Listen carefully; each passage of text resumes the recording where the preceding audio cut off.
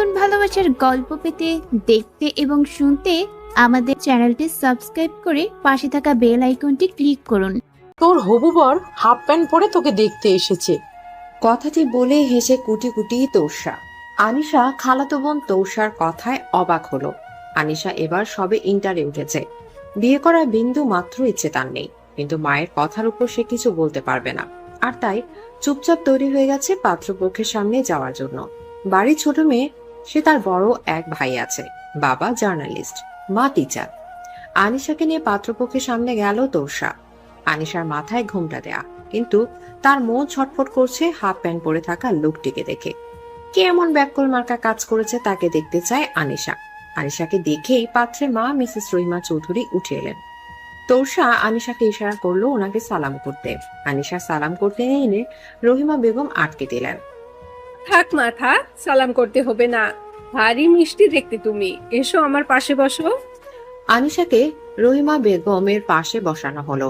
আনিশা বারবার এদিক ওদিক তাকাচ্ছে, কে হাফ প্যান্ট পরে আছে তাকে দেখতে, কিন্তু দেখতে পেল না কাউকে। কিন্তু সামনে সোফার দিকে খেয়াল করতে দেখলো কেউ একজন প্লাজোর সাথে পাঞ্জাবি পরে বসে আছে।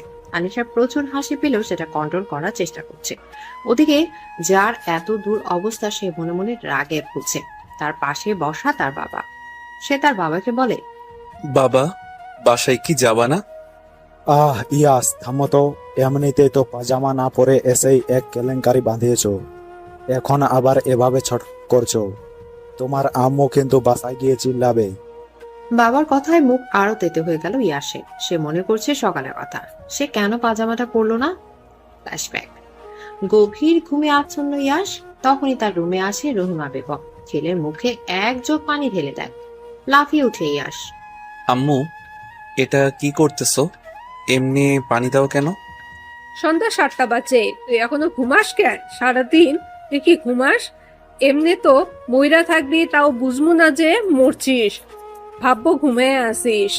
মায়ের কথা কি উত্তর দিবে তা জানা নেই ইয়াসে। সে এখন প্রচন্ড বিরক্ত। ইয়াস বাবু, শোন না, বলো আম্মু। তোর জন্য ভালো একটা সম্বন্ধ এসেছে। আমি কতদিন বলছি আম্মু, আমি এখন বিয়ে টিয়ে করবো না। তুই করবি না, তোর বাবা করবে। এসব তুমি কি বলো ইয়াসের আম্মু? রুমে ঢুকতে ঢুকতে বলে উঠে রিশাদ চৌধুরী। কথাটা বলে নিজেই ব্যাককাল হয়ে গেছেন রহিমা বেগম, তাই কথা পাল্টিয়ে বলে, কাল মেয়ে দেখতে যাব, রেডি থাকবি, সকাল সকালই বের হব।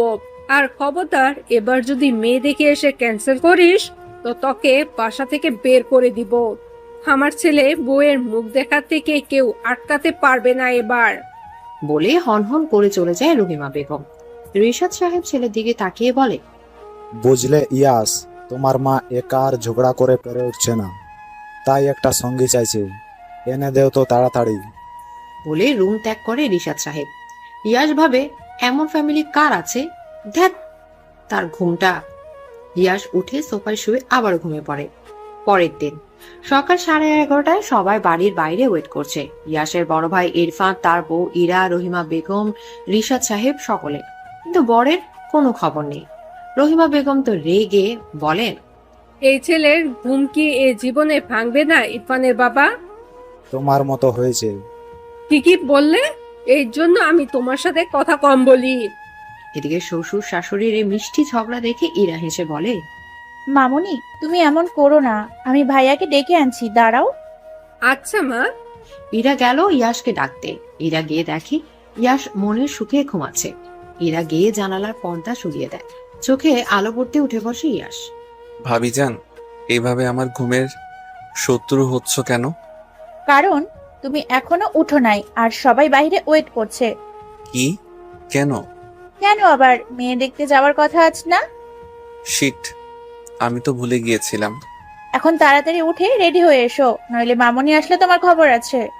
আমি আসছি 5 মিনিটে। ওকে। ইরা রুম থেকে চলে যায়। আর ইয়াস ফ্রেশ হয়ে এসে কাবার্ড খুলে একটা পাঞ্জাবি পরে নেয়। তারপর চুল সেট করে হাতে ওয়াচ পরতে পরতে বাড়িতে আসে। ইয়াসকে দেখে সবাই গাড়িতে বসে আছে। ও গিয়ে বসে, তারপর চলে আসে, কিন্তু কারোই খেয়াল নেই যে ইয়াস প্যান্ট পরে নাই। রাতে হাফ প্যান্ট আর গেঞ্জি পরে ঘুমিয়েছিল, কিন্তু উঠে পাঞ্জাবি পরলেও পাজামাটা সে পরেনি। আনির সাথে বাসায় গাড়ি এসে থামতে সকালে গাড়ি থেকে নেমে পড়ে। ইয়াস ফোনের দিকে তাকিয়ে গাড়ি থেকে নামে। তারপর সামনে তাকিয়ে দেখে সকলে অবাক চোখে ওর দিকে তাকিয়েছে। আর রহিমা বেগম রেগে তাকিয়ে আছে। মেয়ের বাড়ির সকলে মুখ টিপে হাসছে। কথায় কথায় ইয়াসের কানে এক কথা এলো, তা হলো হবু বর হাফ প্যান্ট পরে পার্টি দেখতে আসছে। কথাটা কানে যেতে ইয়াস নিচের দিকে দেখে সে সত্যি পাজামা পরতে ভুলে গেছে। এমন ঘটনা বোধহয় আগে কখনোই হয়নি। মেয়ে দেখতে এসেছে হবু বর হাফ প্যান্ট পরে। ইয়াস অসহায় ভাবে তার মায়ের দিকে তাকিয়ে আছে। রহিমা বেগম রেগে ভেতরে চলে যান। ইরফান যেতে নিলে ইয়াস হাত ধরে আটকে দেয়। ছাড় আমার হাত, তোর সাথে দাঁড়িয়ে থেকে বেইজ্জতি হতে আমি পারবো না। ভাইয়া হেল্প। আমি পারবো না। এখন এই হাফ প্যান্ট পরে মেয়ে দেখ, গাধা একটা। ধ্যাত। সবাই ইয়াসকে রেখে ভেতরে গেল। তখন তৌসার বোনের হাজবেন্ড অনেক এগিয়ে আসে ইয়াসের দিকে। আরে তুমি এভাবে মুড অফ করো না, এসো আমি তোমাকে হেল্প করছি। থ্যাংক ইউ ভাইয়া, একমাত্র আপনিই বুঝলেন আমার অবস্থাটা।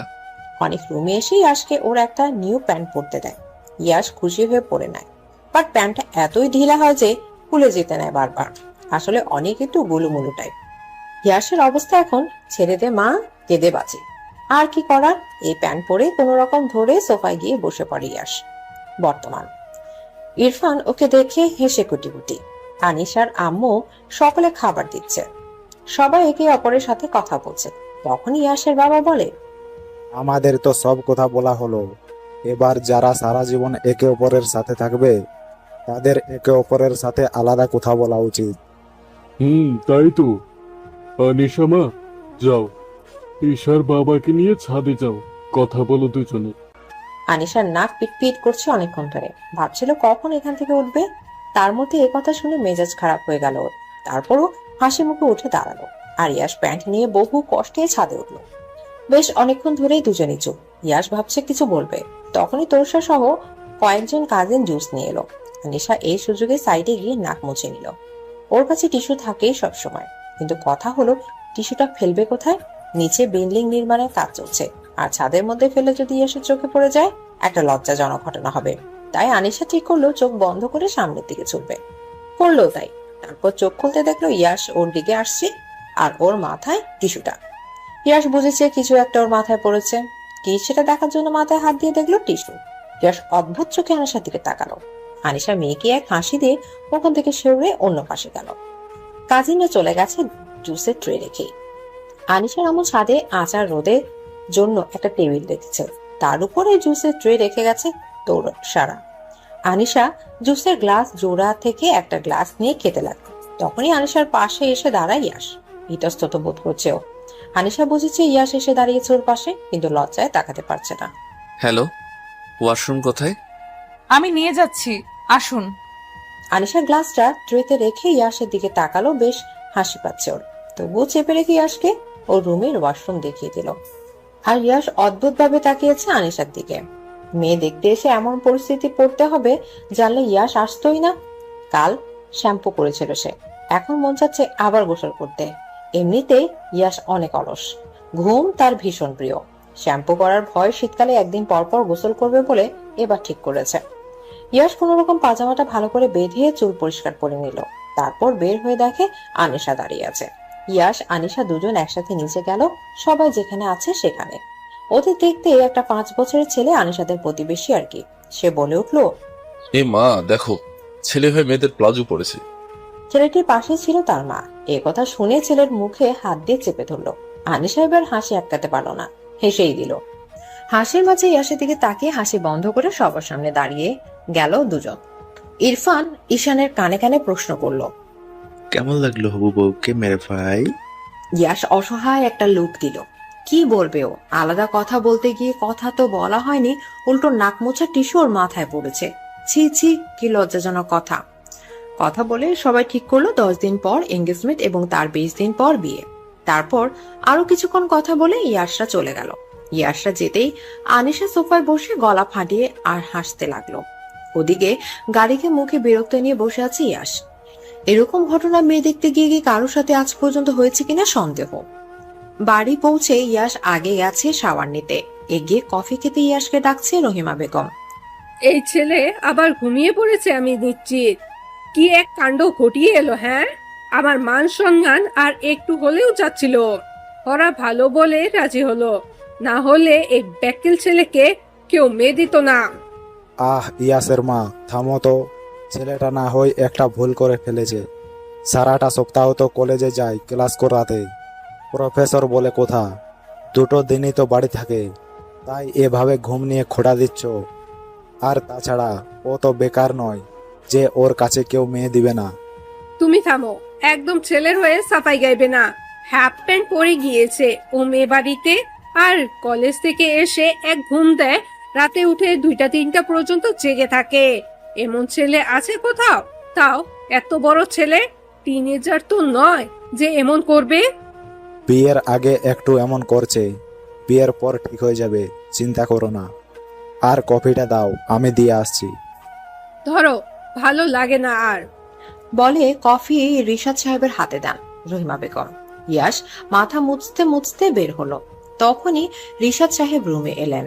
রুমে এসেই ছেলেকে বললেন, দরজাটা লাগাও, কিছু কথা বলি, না হলে তোমার মা শুনলে আবার খেপে যাবে। ইয়াস বাবার কথায় দরজা লাগিয়ে দিতে বলল।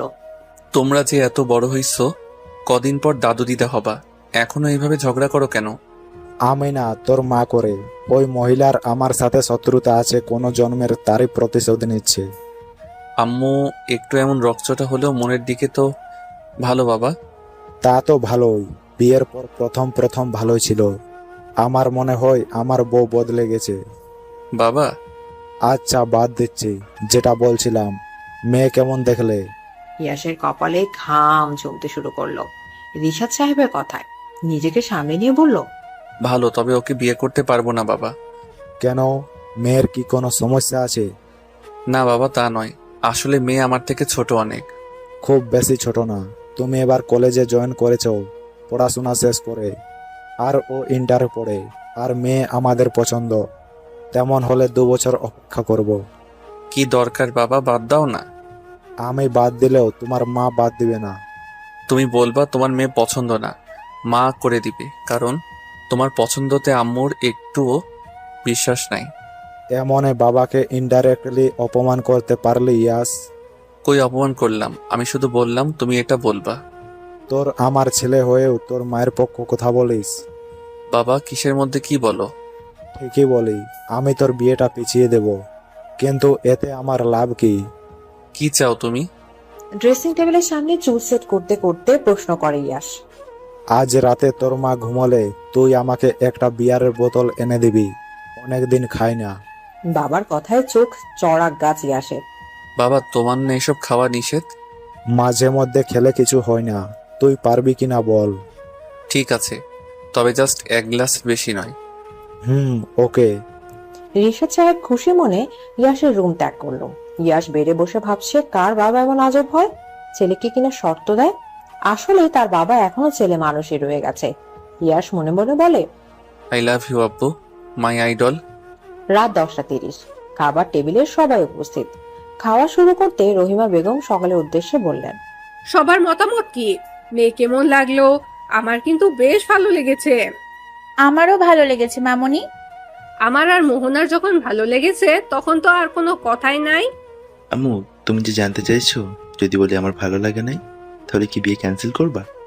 তুই বলার কে রে? তুই, তোর বাবা আর তোর ভাই 3টা গরু, তোরা ভালো মন্দ কিছু বুঝিস না। ইয়াসের মা, সব কথাই আমাকে না টানলে তোমার হয় না? আমি টানাটানি কোথায় কথা আসলো? রিশাদ সাহেব ছোট ছেলের কানের কাছে গিয়ে বলে, দেখলি তোর মা একটুও সম্মান দেয় না আমায়, থাকছি না এ বাসায়। ইরফান, তোর বাবাকে বল আমি ছাড়া তাকে সহ্য করার মতন কেউ নেই। তুমি এটাও শুনেছো? কান আছে আমার, শুনবই তো। বাবা তার ঝগড়া থামাতে ইয়াস বলে, আম্মু, বাবা তোমাকে কিছু বলতে চাই। বলো। আমি বলছি কি ইয়াসের আম্মু, বিয়েটা কিছুদিন পর করাও, কারণ মেয়ে এখনো ছোট। এইচএসসিটা দিক, তারপর না হয় বিয়ে হবে। এখন এঙ্গেজমেন্টটা করে রাখি। না, বিয়ের পরও তো পড়াশোনা করতে পারে, এখন বিয়ে হলে কি সমস্যা? আহা, বুঝো না কেন? বুঝি, এসব রাখো আর খাও। তুমি বোঝার চেষ্টা করো। ওকে সেকেন্ড ইয়ারে উঠুক মেয়ে, তারপর বিয়ে দিও। ঠিক আছে। ইয়াস একটা স্বস্তির নিঃশ্বাস নিল। তারপর সবাই খাওয়া শেষ করে যে যার রুমে শুতে গেল। রাত 12:10। ইয়াস রুমের দরজা দিয়ে মাথা বের করে উকি দিল। না, কেউ নেই। ইয়াস গুটি গুটি পায়ে ড্রয়িং রুমে এলো। এসে দেখে রিশাদ সাহেব বসে বসে ঘুমিয়ে পড়েছে। ইয়াস হাসে। সে তার বাবাকে ভালো করে শুয়ে দিয়ে রুম থেকে কম্বল এনে গায়ে জড়িয়ে দেয়। বাবা, তুমি এখন আগের মতোই কিউট আছো। লাভ ইউ বাবা। হয়তো সামনাসামনি কোনোদিন বলতে পারবো না। পৃথিবীতে একমাত্র বাবা তুমি আছো বলে নিজের সব চাওয়া পাওয়া পূরণ হচ্ছে। লাভ ইউ বাবা। কথাগুলো বলে পিছিয়ে ঘুরতে দেখে ইরফান দাঁড়িয়ে আছে। ভাইয়া, তুমি কখন এলে? একটু আগে। তোমার মন খারাপ কেন ভাইয়া? এমনি যা, ঘুমাতে যা। তোর হাতে কি ওটা? ইয়াস বিয়ারের বোতলটা লুকিয়ে ফেললো। কিছু নাই ভাইয়া। আচ্ছা যা। ইয়াস ওর রুমে চলে গেল। সকাল সকাল রেডি হচ্ছে। ইয়াস আজ কলেজে যেতে হবে, ক্লাস আছে। ক্লাস শেষ করে বন্ধুদের সাথেও দেখা করতে হবে তাকে। তাড়াতাড়ি রেডি হয়ে এসে ব্রেকফাস্ট করতে বসে। সবাই আছে সেখানে। রিশাদ সাহেব আর ইরফান অফিস যাবে, মিটিং আছে আজ। আর তাই বাবা ছেলে দুজনই সকাল সকাল যাচ্ছে। খাওয়া শেষ করে সবাই যে যার কাজে চলে গেল। ইয়াস ড্রাইভিং পারে, তবুও ড্রাইভার নিয়ে এসেছে, কারণ ড্রাইভ করতে ওর আলসেমি লাগছে। বেশ কিছুক্ষণ পর কলেজের সামনে এসে গাড়ি থামালো। ইয়াস নামতে ওর মুখে কেউ পানি ছুড়ে মারলো। ইয়াস সামনে তাকিয়ে দেখে আনিশা। এই মেয়েটাকে দেখার পর থেকে কুফা লাগছে আমার। এখন আবার কই থেকে আসলো? আনিশা ওর ফ্রেন্ডের সাথে গল্প করছিল। তখনই রাইসা পানি খাচ্ছিল, আর আনিশা পানির বোতলটা ওর হাত থেকে নিয়ে নেয় টান দিয়ে। যেহেতু বোতলের মুখ খোলা ছিল, তাই টান দেওয়ার পানিটা এসে পরে ইয়াসের মুখে। আনিশা ইয়াসকে দেখে অবাক হয়। এ কি মিস্টার হাফ প্যান্ট, আপনি এখানে কেন? কি বললে তুমি? যা শুনলেন, বাট আপনি এখানে কেন? আমারও সেম প্রশ্ন, তুমি এখানে কেন? আমি এই কলেজের স্টুডেন্ট, আমি তো থাকবই। আর আমি এই কলেজের টিচার, তো আমিও তো থাকবই। কি? জি। তখনই বেল বাজে ক্লাসে যাওয়ার। আনিশা সবাই ক্লাসে যায়। ইয়াস ভাবে, এমন বেজ্জতি? হ্যাঁ, না হয় ভুলে হাফ প্যান্ট পরে গেছিলাম, তাই এভাবে বলবে। হাফ প্যান্ট পরা ছেড়ে দিলাম আজ থেকে। বলে ইয়াসও চলে যায়। আনিশা ক্লাসরুমে বসে ঘামছে। এটা কি করলাম? এখন যদি বাসায় বলে দেয়, ধ্যাৎ, তোরা আমাকে বলবি একবারও? আমরা কি জানতাম নাকি তুই স্যারের সাথে এমন ভাবে কথা বলবি? আল্লাহ জানে ক্লাস নিতে আসলে আবার কি হয়। আমি বুঝি না, আমার সাথে ওনার দেখা হলে কিছু না কিছু আজব হয়। কি হলো শুনি? শুনবি? আনিশা ওদের বন্ধুদের সবটা বলে, শুধু এটা বাদে যে ইয়াস হাফ প্যান্ট পরে গিয়েছিল। ইয়াসের সাথে মুখোমুখি হওয়ার ভয়ে আনিশা ফার্স্ট ক্লাসের পর বাকি ক্লাসগুলো করেনি। যদি ইয়াসের ক্লাস থাকে এই ভয়, তবে লাস্ট ক্লাস করবে বলে ক্লাসরুমে এলো। আনিশা আর ওর ফ্রেন্ড রাইসা একসাথে বসেছে। কিছুক্ষণের মধ্যে ক্লাসে ইয়াস আসে, আর ওকে দেখে আনিশার মুখ হা হয়ে যায়। ইয়াস সবাইকে বসতে বলে ক্লাস নিতে শুরু করে। আনিশা বই দিয়ে মুখ ঢেকে রেখেছে। ইয়াস পড়াতে পড়াতে হঠাৎ খেয়াল করে কেউ বই দিয়ে মুখ ঢেকে রেখেছে। ইয়াস তার সামনে গিয়ে বলে, হেই, তুমি কি নতুন? জানো না কি ক্লাস হচ্ছে? রাইসা আনিশাকে হাতে গুতা দিচ্ছে। স্যারের সামনে কিছু বলতেও পারছে না ও আনিশাকে। এদিকে ইয়াসের মেজাজ খারাপ হচ্ছে। ও এবার ধমকে সুরে বলল, এই মেয়ে, কানে শুনো না তুমি? সেই কখন থেকে কথা বলছি, কোনো রেসপন্স নেই আজব। এবারও আনিশা চুপ। রাইসা বলল, স্যার আসলে ওর ঠান্ডা লেগেছে তো, তাই কানে শুনছেন। কি? ঠান্ডা লাগলে কেউ কানে শুনে না, এমনটা তো আগে শুনিনি। এটা একমাত্র ওরই হয়, আপনি বুঝবেন। স্ট্রেন্স। রাইসা একটা বরদ মার্কা হাসি দিল।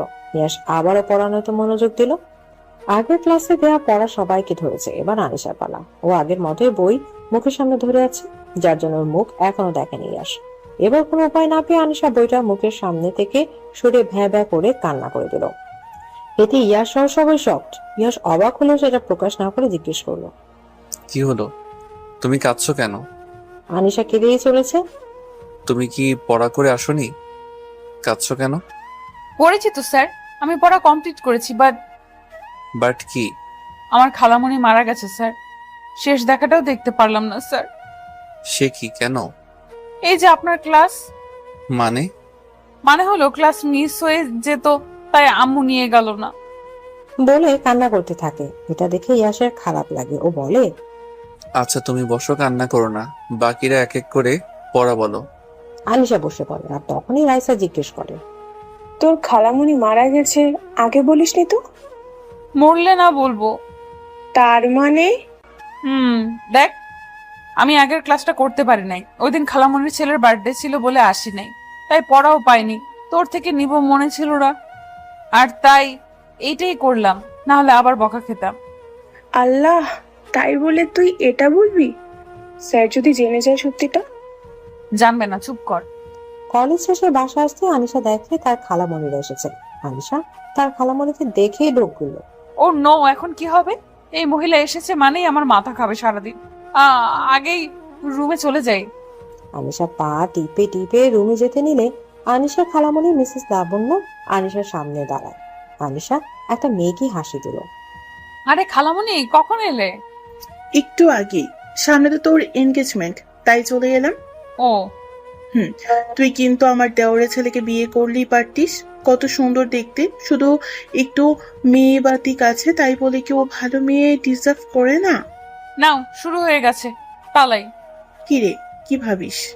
কিছু না খালামণি, আমি ফ্রেশ হয়ে আসি। বলে আনিশা দৌড়ে রুম থেকে চলে এলেন। বিকেল 3:54। আনিশা ঘুম। হঠাৎ হাসাহাসির আওয়াজে ঘুম ভাঙে ওর। উঠে ওড়না গলায় পেঁচিয়ে বাইরে আসে। এসে দেখে এক দাঁতওয়ালি মহিলা পান খেয়ে বিকট ভাবে হাসছে। আনিশা ওই মহিলাকে রাক্ষসের থেকে কম কিছু মনে হচ্ছে না এই মুহূর্তে, কেননা এই মহিলা এর জন্য সম্মত এনেছিল। বেশ কয়েকবার এই মহিলাকে আনিশা ভাগিয়েছে, তবে এবার ইয়াসের জন্য আনিশাকে দেখতে আসার পেছে এই মহিলারই হাত আছে, তাতে নিশ্চিত আনিশা। ও ঘটক মহিলার সামনে যায়। ওকে দেখে ভয় পেয়ে যায় লাভলি বেগম, কেননা আগের বার যখন পাত্রের ছবি নিয়ে এসেছিল আনিশা, ওনাকে মরিচের শরবত খাইয়েছিল। আনিশা ওনাকে সালাম দেয়। আসসালামু আলাইকুম। ওয়ালাইকুম আসসালাম। আপনি আবার এসেছেন? আপনার ওই দিনের শরবত মনে হয় বেশি ভালো লেগেছিল, তাই আবার খাওয়ার শখ হয়েছে। আরে না মা, কি বলো, আমি আইছিলাম তোমার খালার সাথে দেখা করতে। মিথ্যা বলবেন না একদম। কই মিথ্যা কইছি। আচ্ছা আমি আসি। বলেই লাভলি বেগম কোন রকম যান হাতে নিয়ে বেরিয়ে গেলেন। এনার স্বভাব খুবই খারাপ। 18 বছরের কোনো মেয়েকে দেখলেই হয়েছে বিয়ের জন্য পাত্রপক্ষের ঢালি নিয়ে হাজির হয়েছেন। লাভলি বেগম যাওয়ার পর আনিশা দরজা লাগাতে যায়, কিন্তু কপাল খারাপ থাকলে যা হয়। আনিশা দরজা লাগাবে এমন সময় 2টা গাড়ি এসে থামে ওদের বাসার সামনে। কে এসেছে দেখার জন্য আনিশা ওয়েট করে।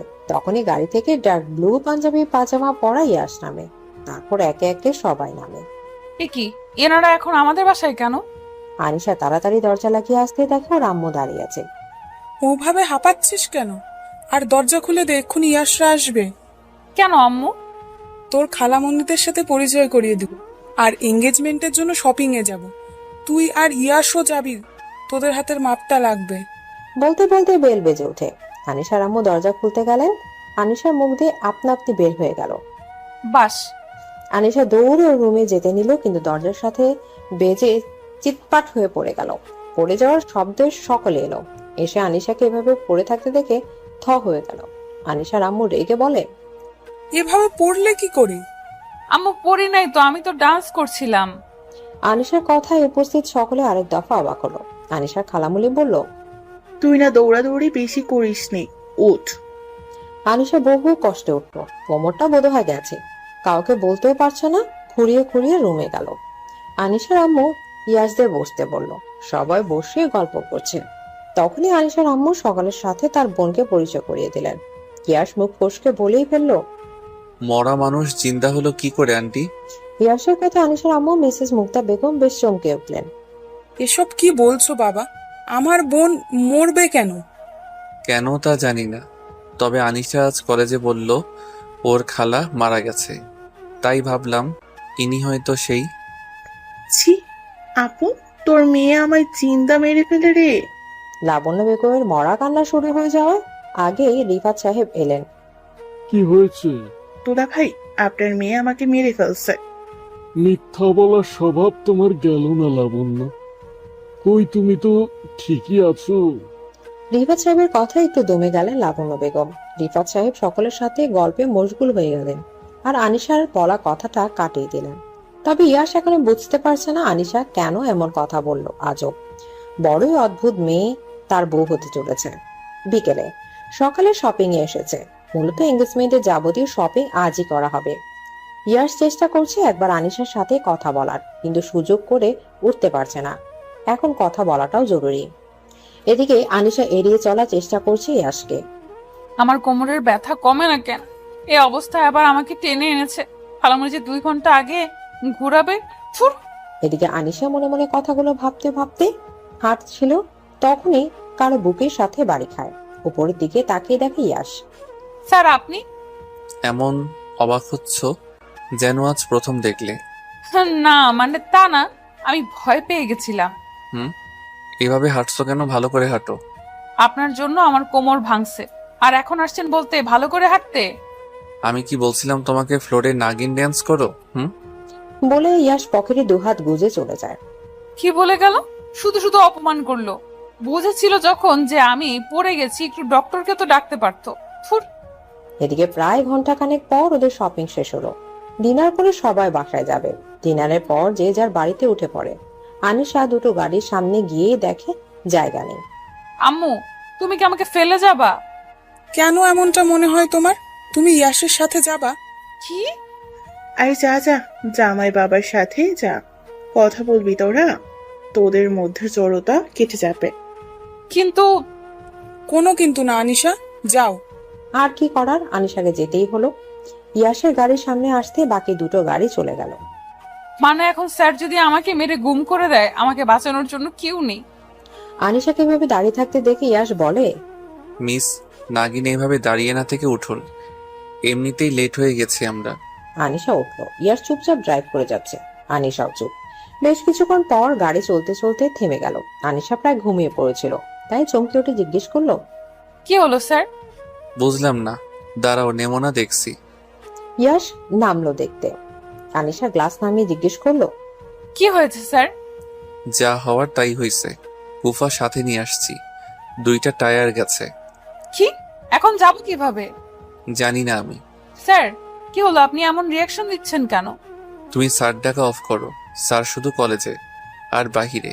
বাহিরে কি? ইয়াশ কিছু বলতে গিয়েও থেমে গেল। মনে মনে নিজেকেই বলল, কি হয়েছে তোর ইয়াশ? কি বলতে যাচ্ছিলি? যে তুই ওর হাজবেন্ড? সিরিয়াসলি? এখনো বিয়েও হয়নি, আর তুই তো এই বিয়ে করতেই চাস না। মাথা গেছে তোর? ও স্যার। বলো। কাব্য বুক করুন একটা। নেটওয়ার্ক নেই এখানে, ফাঁকা হাইওয়ে একটা। মানে এখানে আপনি যদি আমাকে মেরে গুম করে দেন, কেউ আমায় খুঁজে পাবে না? ইয়াশ কি উত্তর দেবে ও জানা নেই। এমন টাইমে কেউ এগুলো কিভাবে ভাবতে পারে? এখন টায়ার চেঞ্জ করতে হবে। ও তাড়াতাড়ি করুন। ওই মিস বকবক, আমাকে হেল্প করো, তোমার জন্যই এগুলো হচ্ছে। মানে কি স্যার? মানে তুমি কুফা। কি বললেন? আমি আন্টিকে বলবো আপনি আমার সাথে বাজে বিহেভ করেছেন। কখন করলাম? আচ্ছা নামো, হেল্প করো। আমি পারি না তো। আমি যা বলবো তাই করে দিও, তাতেই হেল্প হবে। ওকে। এরপর আনিশা ইয়াশকে হেল্প করে ইয়াশ টায়ার চেঞ্জ করে। আনিশা দেখে ইয়াশকে কিউট লাগছে। মনে মনে আনিশা বলে, স্যার তো মাশাআল্লাহ অনেক কিউট, তাতে আমার কি? স্যার তো স্যারই। এদিকে আনিশাকে ভাবতে দেখে ইয়াশ বলে, এই যে মিস, চলুন। আনিশা গাড়িতে উঠলো, ইয়াশও। বাসায় পৌঁছাতে পৌঁছাতে আনিশা আবার ঘুমিয়ে পড়ে। ইয়াশ ওকে ডাকে কিন্তু উঠে না। এ তো আমার থেকে বড় কুম্ভকর্ণ। ইয়াশ আনিশার আম্মু তার বাবাকে ফোন করে পরে ওরা এসে আনিশাকে নিয়ে যায়। ইয়াশ ওর বাসায় চলে যায়। কয়েকদিন পর ওদের এঙ্গেজমেন্ট হয়ে যায়। কলেজের কেউ এখনো জানে না ইয়াশ আনিশার উড বি হাজবেন্ড, কিন্তু আনিশার ফ্রেন্ডরা জানে। এঙ্গেজমেন্টের 3 দিন পর একদিন রাত 12টা 2 মিনিটে আনিশা ইয়াশকে ফোন করে। 13 বার ফোন করার পর ইয়াশ ফোন ধরে। হ্যালো স্যার, আপনি কি বেঁচে আছেন? আনিশার কথা ইয়াশ একবার ফোন স্ক্রিনে দেখলো, তাতে বড় করে লেখা মিস কুম্ভকর্ণ। তুমি কি এত রাতে আমাকে এটা বলতে কল দিয়েছো আনিশা? না স্যার, কালকে দেখা করতে পারবেন? কখন?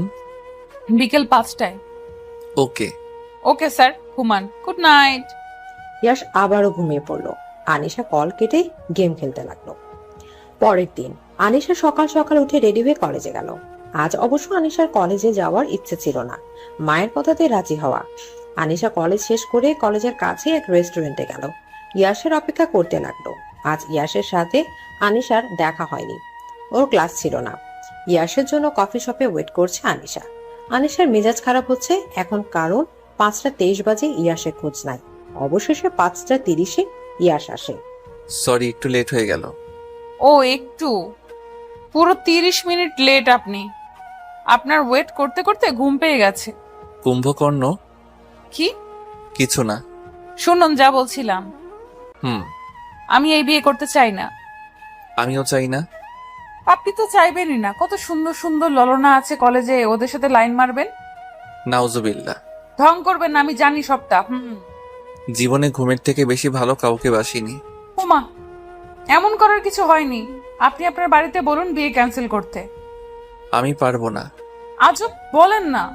না, আম্মু আমাকে খেয়ে ফেলবে, তুমি বলো। আরে বাহ, আপনি তো ভালোই। হ্যাঁ, নিজে মায়ের ভয়ে বলতে পারবেন না, এদিকে আমাকে বলতে বলছেন। তোমারও সেম কাহিনী তো। এখন পালাবো। কি? কার সাথে? আপনার সাথে। মানে কি, আমি পালাবো কেন? পালাবেন আমার সাথে, আর সবাই ভাববে অন্য কারোর সাথে পালিয়েছেন, তাতে আমাদের বিয়েটা ক্যান্সেল। তোমার সাথে কেন পাবো? অন্য কেউ আছে পালানোর? না তো। প্ল্যান অনুযায়ী কাজ শুরু। ওকে ওকে। 15 দিন পর আজ গায়ে হলুদ ইয়াস আনিশার।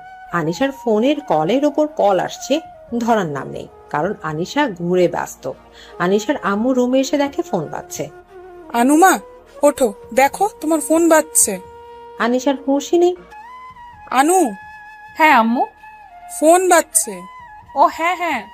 আনিশা ফোন রিসিভ করলো। আনিশার আম্মু ফুলের ডালা নিয়ে রুম থেকে চলে গেল। ফোনগুলো সব আনিশার রুমে রাখা হয়েছে। আনিশা দরজা লক করে কথা বলা শুরু করে। হ্যালো। কি, কখন থেকে কল করছি? ঘুমাচ্ছিলাম। বাহ, আমি আছি চিন্তায় আর মহারানী ঘুমায়। ফোঁটা দিলেন? না। আচ্ছা, তো শুনুন, আমি গায়ে হলুদের পর আপনার বাসার বাইরে ওয়েট করবেন, আমি আসবো। ওকে। কি কি করা লাগবে এই জীবনে কে জানে।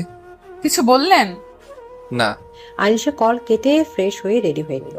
তারপর গার্ডেনে গেল, সেখানে গায়ে হলুদ হবে। বেশ মজা করেই গায়ে হলুদের অনুষ্ঠান শেষ হলো। আনিশা গোসল করে হলুদ লং গাউন পরে নিল।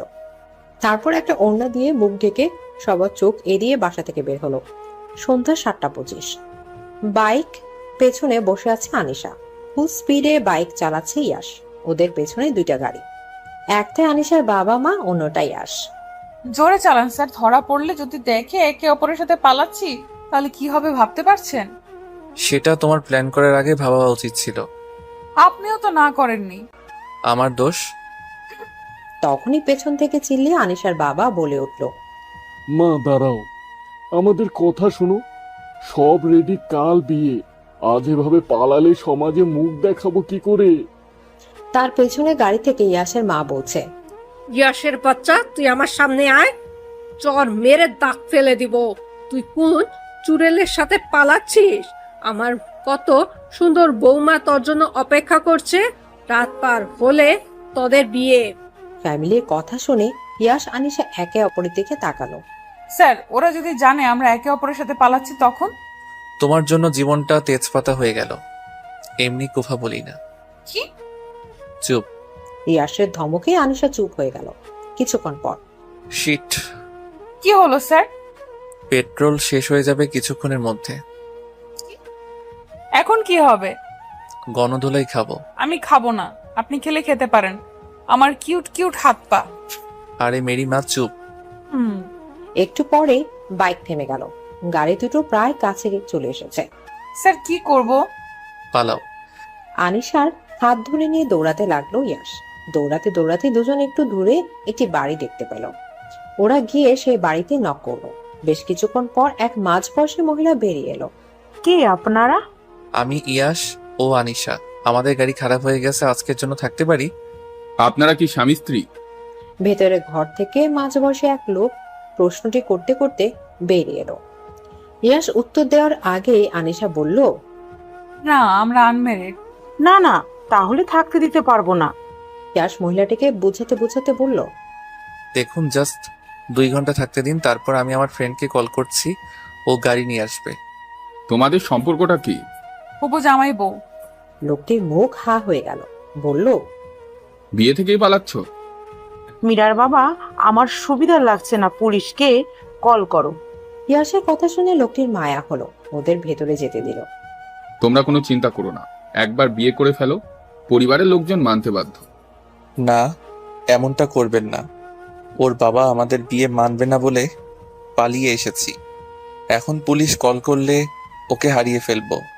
করবো কি, আমি আছি না। আর একদম লুকিয়ে এমন করে থাকার দরকার নেই, এসো আমার সাথে। কোথায়? চলো, গেলেই দেখতে পাবে। ওকে। ইয়াশ কথা বলে আনিশার দিকে তাকালো। আনিশা ফিসফিস করে ইয়াশের কানে কানে বলল, কোথায় নিয়ে যাবে? আমি যাব না স্যার। আম্মু বাবারা এতক্ষণে চলে গেছে, চলুন ফিরে যাই। এটা আগে বললে এত কিছু হতো না। Sorry sir.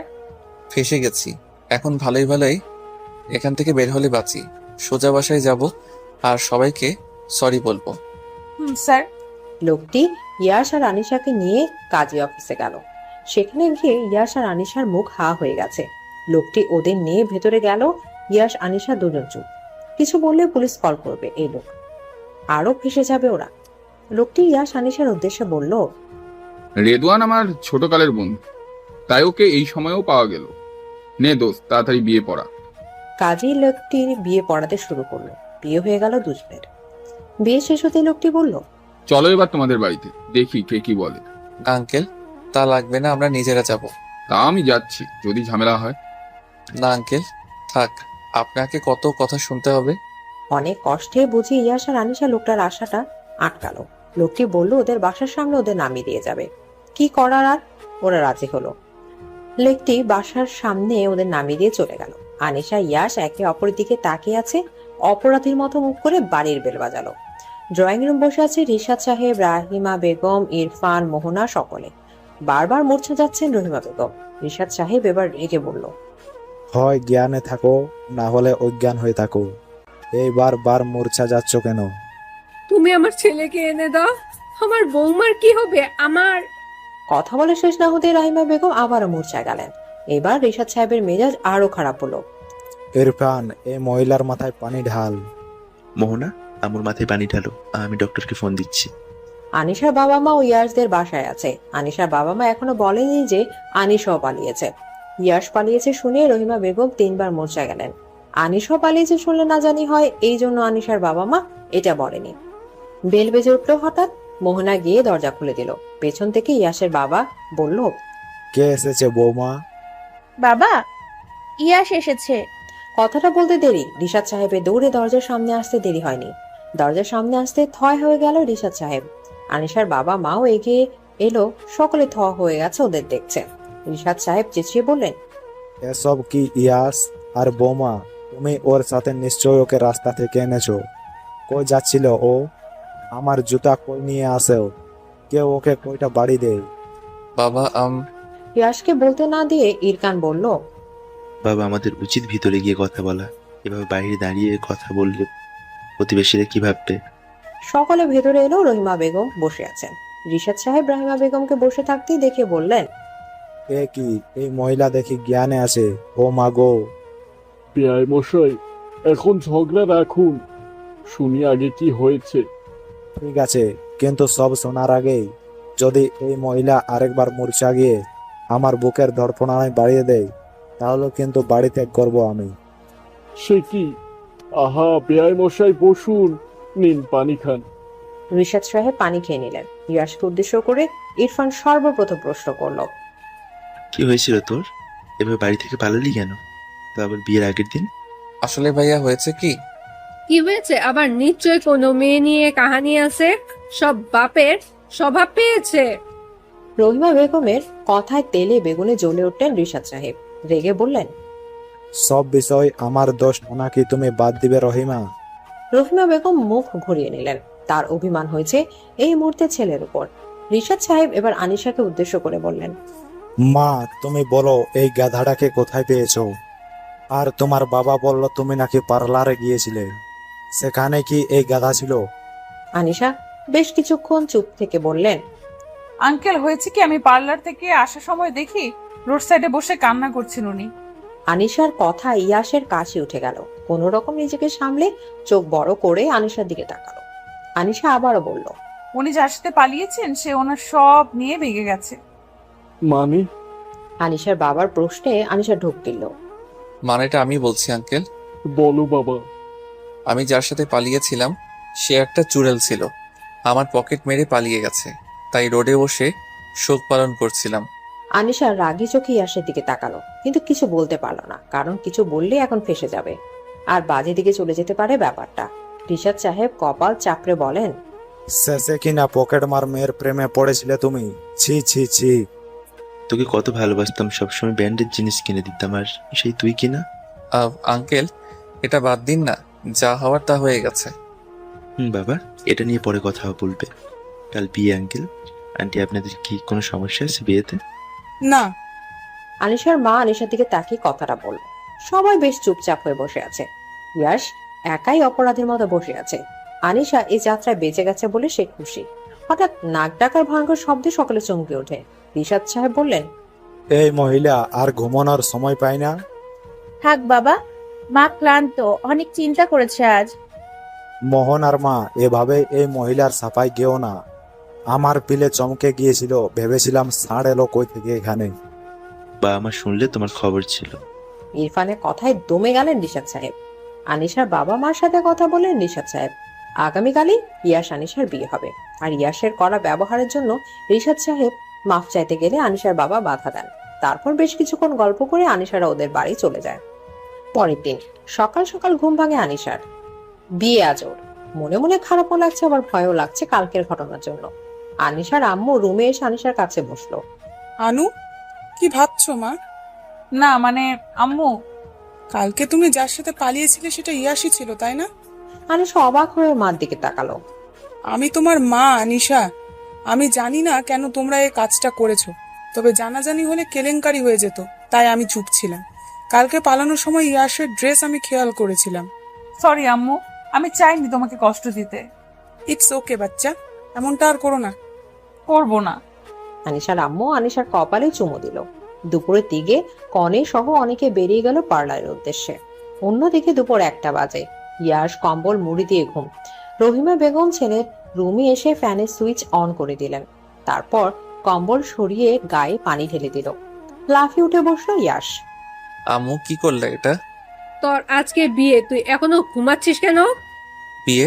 কার? দূর, স্বপ্ন দেখছি। ইয়াশ, আমার কিন্তু রাগ হচ্ছে। কেন? রাহিমা বেগম ইয়াশের মুখে পানি দিলেন। মনে পড়লো কিছু? হ্যাঁ হ্যাঁ। এবার উঠে রেডি হয়ে নে 1 ঘন্টার মধ্যে। বলে রাহিমা বেগম রুম ত্যাগ করলেন। ইয়াশ ফেসবুকে ঢুকে মেসেঞ্জার চেক করলো। না, কোনো নিউ মেসেজ নেই। ইয়াশ রেডি হতে চলে গেল। বিকেলে 3:45 বরযাত্রী এলো। সব রিচুয়াল কমপ্লিট করে ইয়াশরা ভেতরে এলো। আনিশা পার্লার থেকে চলে এসেছে। সকলেই গল্প করছে। তখনই কাজী এলো। ইয়াশ আর আনিশার মাঝে একটা পর্দা দেয়া, তাই কেউ কারো মুখ দেখতে পারেনি এখনো। কাজীকে দেখার জন্য দুজনই সামনে তাকালো। কাজী আর কেউ না, রেদওয়ান। ইয়াশ আনিশা দুজনে একসাথে বলল, নো। কাজিনকে দেখে দুজন এমন করে চিল্লে উঠলো যে সবার নজর এখন ওদের দিকে। রাহিমা বেগম বললেন, সারের মতন চেঁচাচ্ছিস কেন? ইয়াশের মুখ চুপসে গেল। আনিশার আম্মু রিমা বেগম আনিশার দিকে রেগে থাকাতে আনিশার মুখও চুপসে গেল। রেদওয়ান নিজের চশমা ঠিক করতে ব্যস্ত। কাল রাতে তার বাসায় চোর এসেছিল। চোর ধরতে যাওয়ার সময় তার চশমা ঠাস করে নিচে পড়ে গেছে। তারপর থেকে সে বেশ ভালো করে চশমাকে দেখছে। এখন তার কাছে চশমা কেনার টাকা নেই, মাসের শেষ, তাই এটা তার শেষ সম্বল। রেদওয়ান চশমা ঠিক করে সামনের দিকে মুখ হাঁ করে ফেলায়। সেটা কি দেখছে? যাদের বিয়ে দিয়েছিল আগামীকাল, তারা যে আবারও বিয়ে করছে। বিষয়বস্তু কিছুই বুঝতে পারছে না রেদওয়ান। রেদওয়ান কিছু বলবে তখনই মনে পড়লো তার সুগার আছে, আর যখন তখন ওয়াশরুমে পেয়ে যায় তার। এই মুহূর্তে তার ওয়াশরুম যাওয়াটা জরুরি, কিন্তু সমস্যা হলো সে তো কিছুই চেনে না। রেদওয়ানের পাশে দাঁড়িয়েছিল তৌসার হাজবেন্ড অনিক। রেদওয়ান তাকেই বলল, বাবা, আমাকে একটা হেল্প করো। হ্যাঁ বলুন। ওয়াশরুমটা কোন দিকে? চলুন আমি দেখিয়ে দিচ্ছি। আচ্ছা। অনেক রেদওয়ানকে নিয়ে গেল। এদিকে সেই থেকে কাঁচামুচো হয়ে বসে আছে ইয়াশ। ইয়াশের কলেজ ফ্রেন্ড আবির মজা করে বলে, কিরে এমন করছিস কেন? এদিকে আরেক ফ্রেন্ড নিলয় সে বলে, আমার কি মনে হয় বলতো, আবির ইয়াশ ভয় পাচ্ছে। আরে ভয় পাস না, আমরা আসি না।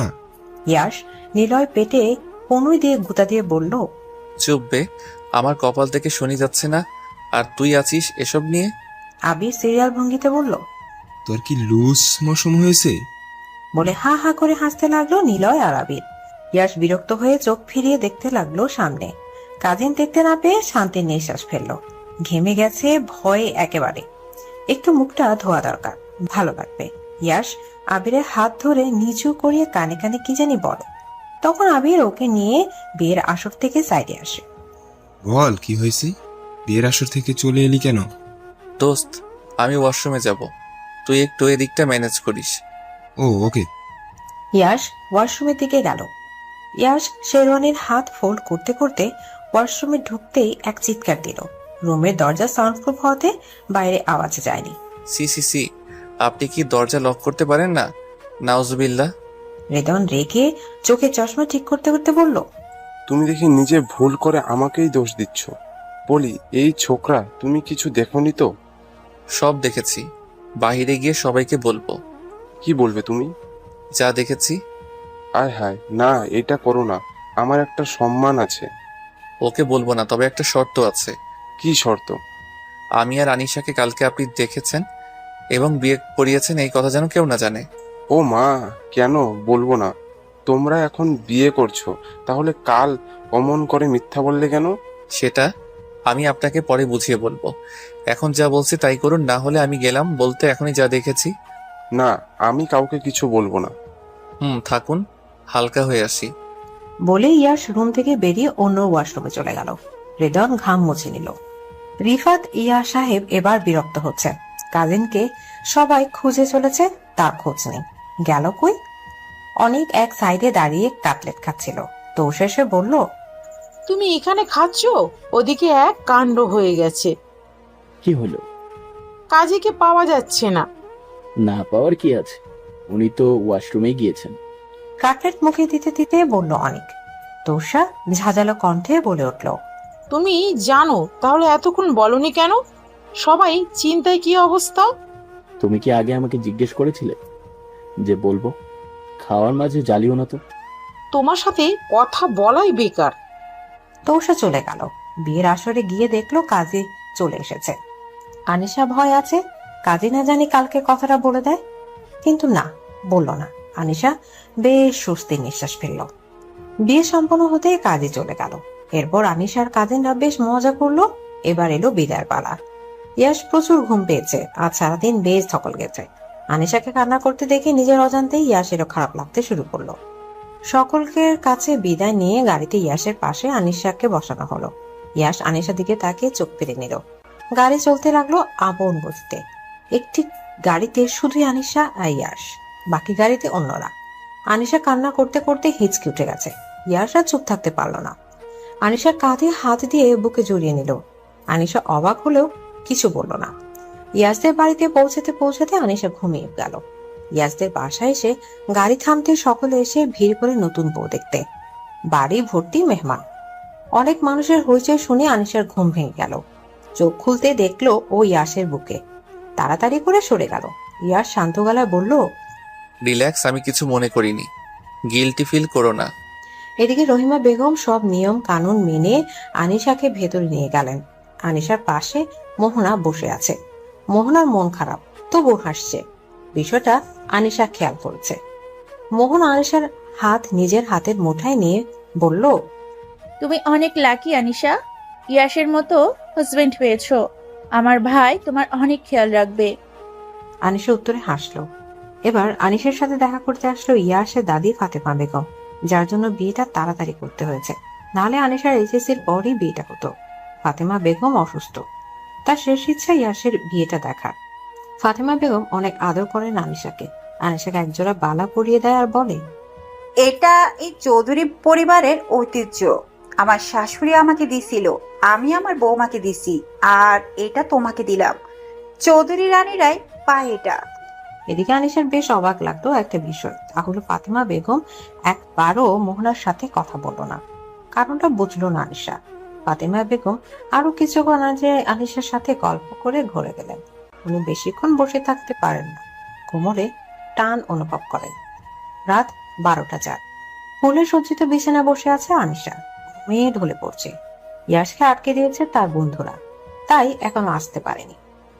অবশেষে ইয়াস এলো। এসে দেখে আনিশা ঘুমিয়ে ঢলছে। ইয়াসের পায়ের শব্দে তন্দ্রাভাবটা কেটে যায় আনিশার। ওঠে সালাম করে ইয়াসকে। ইয়াস বলে, বিবিজান দেখি ভদ্র হয়ে গেছে। ইয়াসের মুখে বিবিজান কথাটা শুনে অবাক হলো আনিশা। ইয়াসের দিকে অবাক নয়নে তাকালো। ইয়াস স্মিত হেসে বলল, আজ থেকে তোমায় বিবিজান বলবো। আজ থেকে আমি তোমার পথ চলার সাথী আর তুমি আমার। চলো নতুন জীবনের সূচনাটা আল্লাহর ইবাদতের মাধ্যমে শুরু করি। নামাজ পড়ে নেই। এদিকে আনিশা মাথা নাড়িয়ে সম্মতি জানালো। দুজনে অজু করে এসে নামাজ পড়ে নিল। নামাজ শেষ করে আনিশা আয়নার সামনে দাঁড়ালো। পরনে হালকা আকাশি রঙের কামিজের সাথে সাদা পাজামা, সাদা ওড়না। নিজেকে নিজের কাছে অন্যরকম লাগছে আজ। কারণ কি? বিয়ের পর কি সত্যি সব মেয়েদের পরিবর্তন হয়? আকাশ কুসুম ভাবনার ছেদ পড়ে কারো চিৎকারের আওয়াজে। ইয়াস ফোনে কি যেন করছিল। চিৎকারের আওয়াজে ইয়াস আনিশা দুজন একসাথে রুম থেকে বের হলো। চিৎকারের আওয়াজ এসেছে ইরফানের বুক থেকে। দ্রুত সেখানে গিয়ে পা থমকে যায় আনিশা। মোহনার হাত থেকে রক্ত পড়ছে, নিচে পড়ে আছে ও। ইরফান রুমে এসে এই দৃশ্য দেখে চিৎকার করছে। মোহনাকে হাসপাতালে নিয়ে যাওয়া হয়েছে। অপারেশন থিয়েটারের সামনে পায়চারি করছে ইরফান। ইয়াস, রিশাদ চৌধুরী দুজনে বসে আছে। রিশাদ সাহেব হার্টে রোগী। বেশ চিন্তা করলে কিছু একটা হয়ে যেতে পারে ওনার। বেশ কিছুক্ষণ পর ওটি থেকে ডক্টর বের হলো। সকলে ছুটে এলো ডক্টরকে দেখে। ডাক্তার রাফির মাথা নিচু করে বললেন, I am sorry, she is no more. ডক্টরের বলাই কথা শোনার সাথে সাথে ইরফান ফ্লোরে বসে পড়ল। বড্ড ভালোবাসতো মোহনাকে। কেন এমন করলো? অজানা সকলের কাছে। ইয়াস নিজেও বুঝতে পারছে না হঠাৎ কি এমন হলো যে ওর ভাবি এমন কাজ করলো। এদিকে বাসায় রাহিমা বেগম চিন্তায় দুইবার মরচে গিয়েছেন। আনিশা কোন রকম ওনাকে সামলিয়েছে। আনিশা রাহিমা বেগমের পাশে বসেছিল। তখনই ইয়াসের ফোন আসে। আনিশা ফোন কল রিসিভ করতে ইয়াস বলে, তুমি কি আম্মুর সামনে আছো? হ্যাঁ, কেন? ভাবি কেমন আছে? বলছি একটু সাইডে যাও আম্মুর।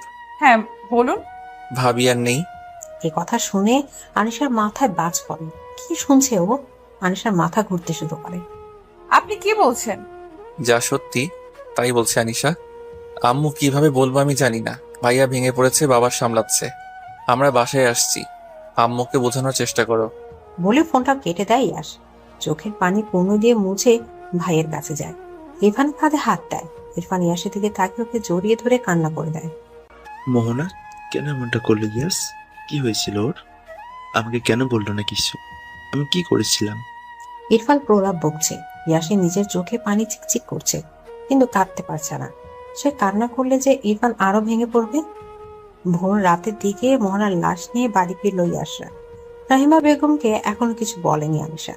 কান্নার গলায় দলা পাকিয়ে আছে ও। এ বাড়িতে আসার পর যে মেয়েটি ওর পাশে বসে কথা বললো, সে নাকি এখন নেই। এতে মেনে নেওয়া যে বড্ড কঠিন হয়ে গেছে আনিশার কাছে। আনিশা ভাবছে ক্ষণিকের পরিচয়, তাতেই ওরা এত খারাপ লাগছে। তাহলে বাকিদের কি অবস্থা হবে? আনিশা ভাবনার মাঝে বাসার সামনে অ্যাম্বুলেন্স এসে থামলো। রহিমা বেগম হল রুমে বসেছিলেন। অ্যাম্বুলেন্সের শব্দ কানে যেতে আটকে উঠেন তিনি। দেখতে পান বাড়ির মেইন দরজা দিয়ে দুজন ওয়ার্ড বয় স্ট্রেচারে করে মুখ ঢাকা একটি লাশ এনে রাখলো। তখনই বাড়িতে ঢুকলো ইয়াস, রিশাদ সাহেব, ইরফান। ইরফানকে ইয়াস ধরে ধরে আনছে। রহিমা বেগমের বুঝতে বাকি নেই কি হয়েছে, তবু জিজ্ঞেস করলেন, ইয়াসের বাবা কি হয়েছে? আমার বৌমা ঠিক আছে তো?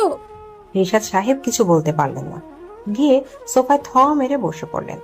রাহিমা বেগম এবার ইয়াসের কাছে গেল। ইয়াস, তুই বল, বাবা কি হয়েছে?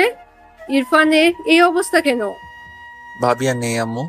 একথা শুনে রাহিমা বেগম ইরফানের সামনে গিয়ে ছেলের মুখের দিকে তাকাতে ওনার কলিজা মোচড় দিয়ে উঠল। ছেলের চোখে পানি। যে ছেলে সবসময় হাসি খুশি থাকে তার চোখে পানি, এটা যেন অবিশ্বাস্য কথা। ইরফান মাকে জড়িয়ে ধরে কেঁদে উঠল। আম্মু, মোনাকে এনে দাও। ও কেন আমাকে ফাঁকি দিয়ে চলে গেল? আমি কি ভুল করেছিলাম? আমি তো শুধু ওকে ভালোই বেসেছি। ওর ভালো খারাপ সব দিক খেয়াল রেখেছি।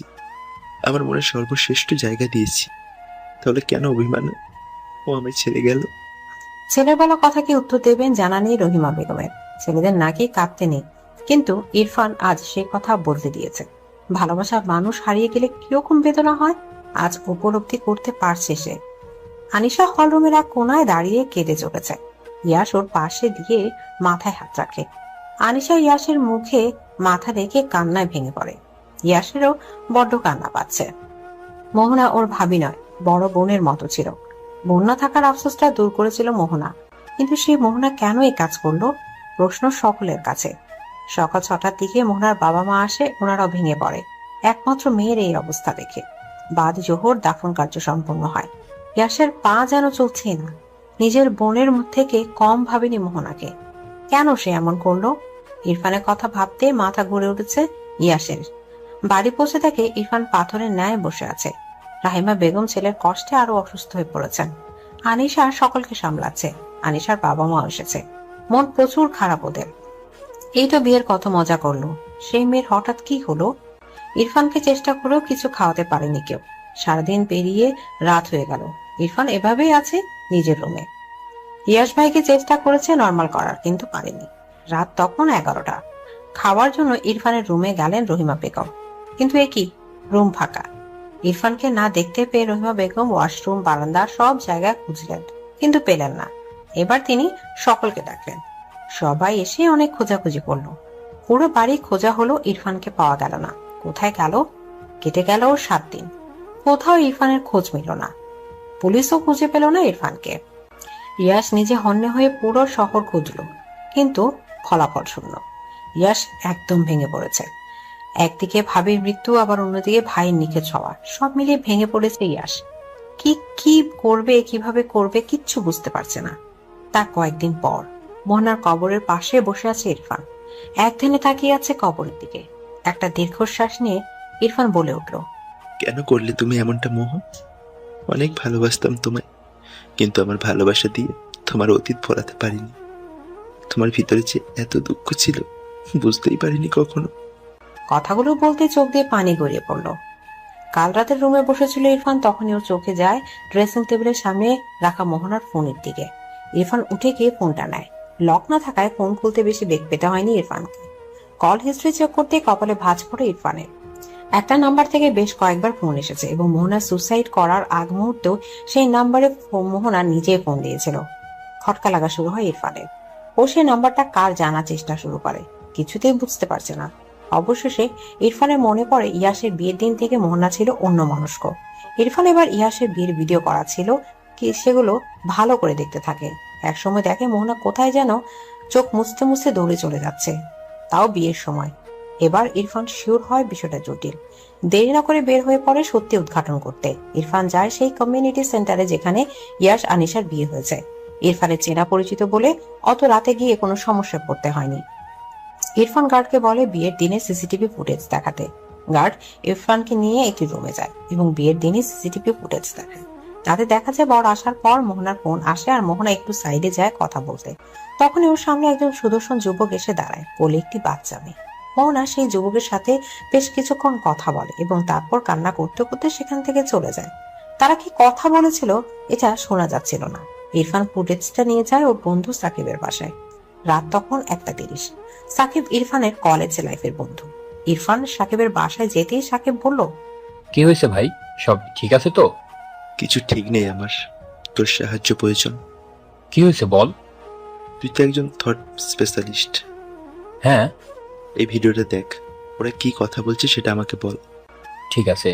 সাকিব দেখলো এবং বুঝলো। মুখ কালো করে ইরফানের দিকে তাকালো। ইরফান জিজ্ঞেস করলো, কি হয়েছে বল। ভাবির একটা পার্স ছিল। কি পাস্ট? ভাবি একজনকে ভালোবাসতো, কিন্তু সে ভাবিকে ভালোবাসেনি। বুঝিয়ে বল। ভাবির ফোনে কল আসায় ভাবি সাইডে যায়, আর তখন যে ছেলেটার সাথে দেখা হয় সে ভাবি প্রাক্তন। তাকে বাচ্চা কোলে অবস্থায় দেখে ভাবি জিজ্ঞেস করে, কেমন আছো? ছেলেটি উত্তরে বলে, ভালো। কথায় কথায় ভাবি বলে, ভালোই তো আছো, সুখে আছো? ছেলেটা এখন হেসে বলে, হ্যাঁ তা তো থাকবই, আমার বউ আমার সবকিছু, আমার মেয়ে আমার পৃথিবী। একথা শুনে ভাবির চোখ ভিজে আসে। আবারও জিজ্ঞেস করে, আমার কি দোষ ছিল? সেদিন কেন হারিয়ে গিয়েছিলে? ছেলেটা এখন বলে, আমার তোমার দেহ প্রয়োজন ছিল, আর কিছু না। বলে ছেলেটা চলে যায় আর ভাবি কান্না করতে করতে ভিতরে যায়। ইরফান হতভম্ব হয়ে যায়। চলে আসে মোহনার কবরের কাছে। তুমি যদি একবার আমাকে সবটা বলতে, আমি চেষ্টা করতাম তোমাকে দূরে রাখার এইসব থেকে। আমি কি এত বছরে তোমার কাছে কেউ হতে পারিনি? মোহ, কেন এমনটা করলে? অতীত ভেবে বর্তমান নষ্ট করে দিলে। আমার কথা ভাবলে না? তোমার অতীত নিয়ে কোনো মাথা ব্যথা আমার ছিল না, আর না আছে। তুমি আগে যা করেছো, কিন্তু এখন তো তুমি আমার বউ ছিলে, আমার সারা জীবনের পথ চলার সঙ্গী। আমার কথা একবারও মনে পড়লো না এই কাজটা করার সময়? আমি কিভাবে থাকবো এটা একবারও ভাবলে না? আমি শুধু তোমাকেই ভালোবাসি মো, প্লিজ ফিরে এসো। কবরের সামনে হাঁটু বেড়ে বসে কথাগুলো বলছে ইরফান। আকাশ মেঘলা, বৃষ্টি এসে ভিজিয়ে দিচ্ছে ওকে। ওর কোনো হোলদোল নেই। সারাদিন কেটে সন্ধ্যা হয়ে গেল। ইরফান ওভাবেই আছে। এবার উঠে টলমল পায়ে কোথাও যেন চলে গেল। পরের দিন কোনো এক অফিসের সামনে দাঁড়িয়ে আছে ইরফান, কারো অপেক্ষা করছে। কিছুক্ষণের মাঝে একজন এসে ইরফানের সামনে দাঁড়ালো। সে হলো মাহিম, মোহনার প্রাক্তন। মাহিম এসেই জিজ্ঞেস করে, বলুন কেন ডেকেছেন? আপনি মাহিম? জি। আমি ইরফান চৌধুরী, মোহনার হাজবেন্ড। বেশ অবাকই হলো মাহিম ইরফানের কথা শুনে। নিজেকে সামনে নিয়ে বলল, জি বলুন, কি বলবেন? আপনি জানেন মোহনা আর নেই? কি? এরপর সবটা বলে ইরফান। মাহিমকে মোহনার সুসাইড করা থেকে শুরু করে সব খোঁজ করেছে সেগুলো বলে। সব শুনে মাহিম বলে, আই এম সরি, আমি বুঝতে পারিনি। আমার কথার হার্ট হয়ে মোহনা এমন একটা কাজ করবে।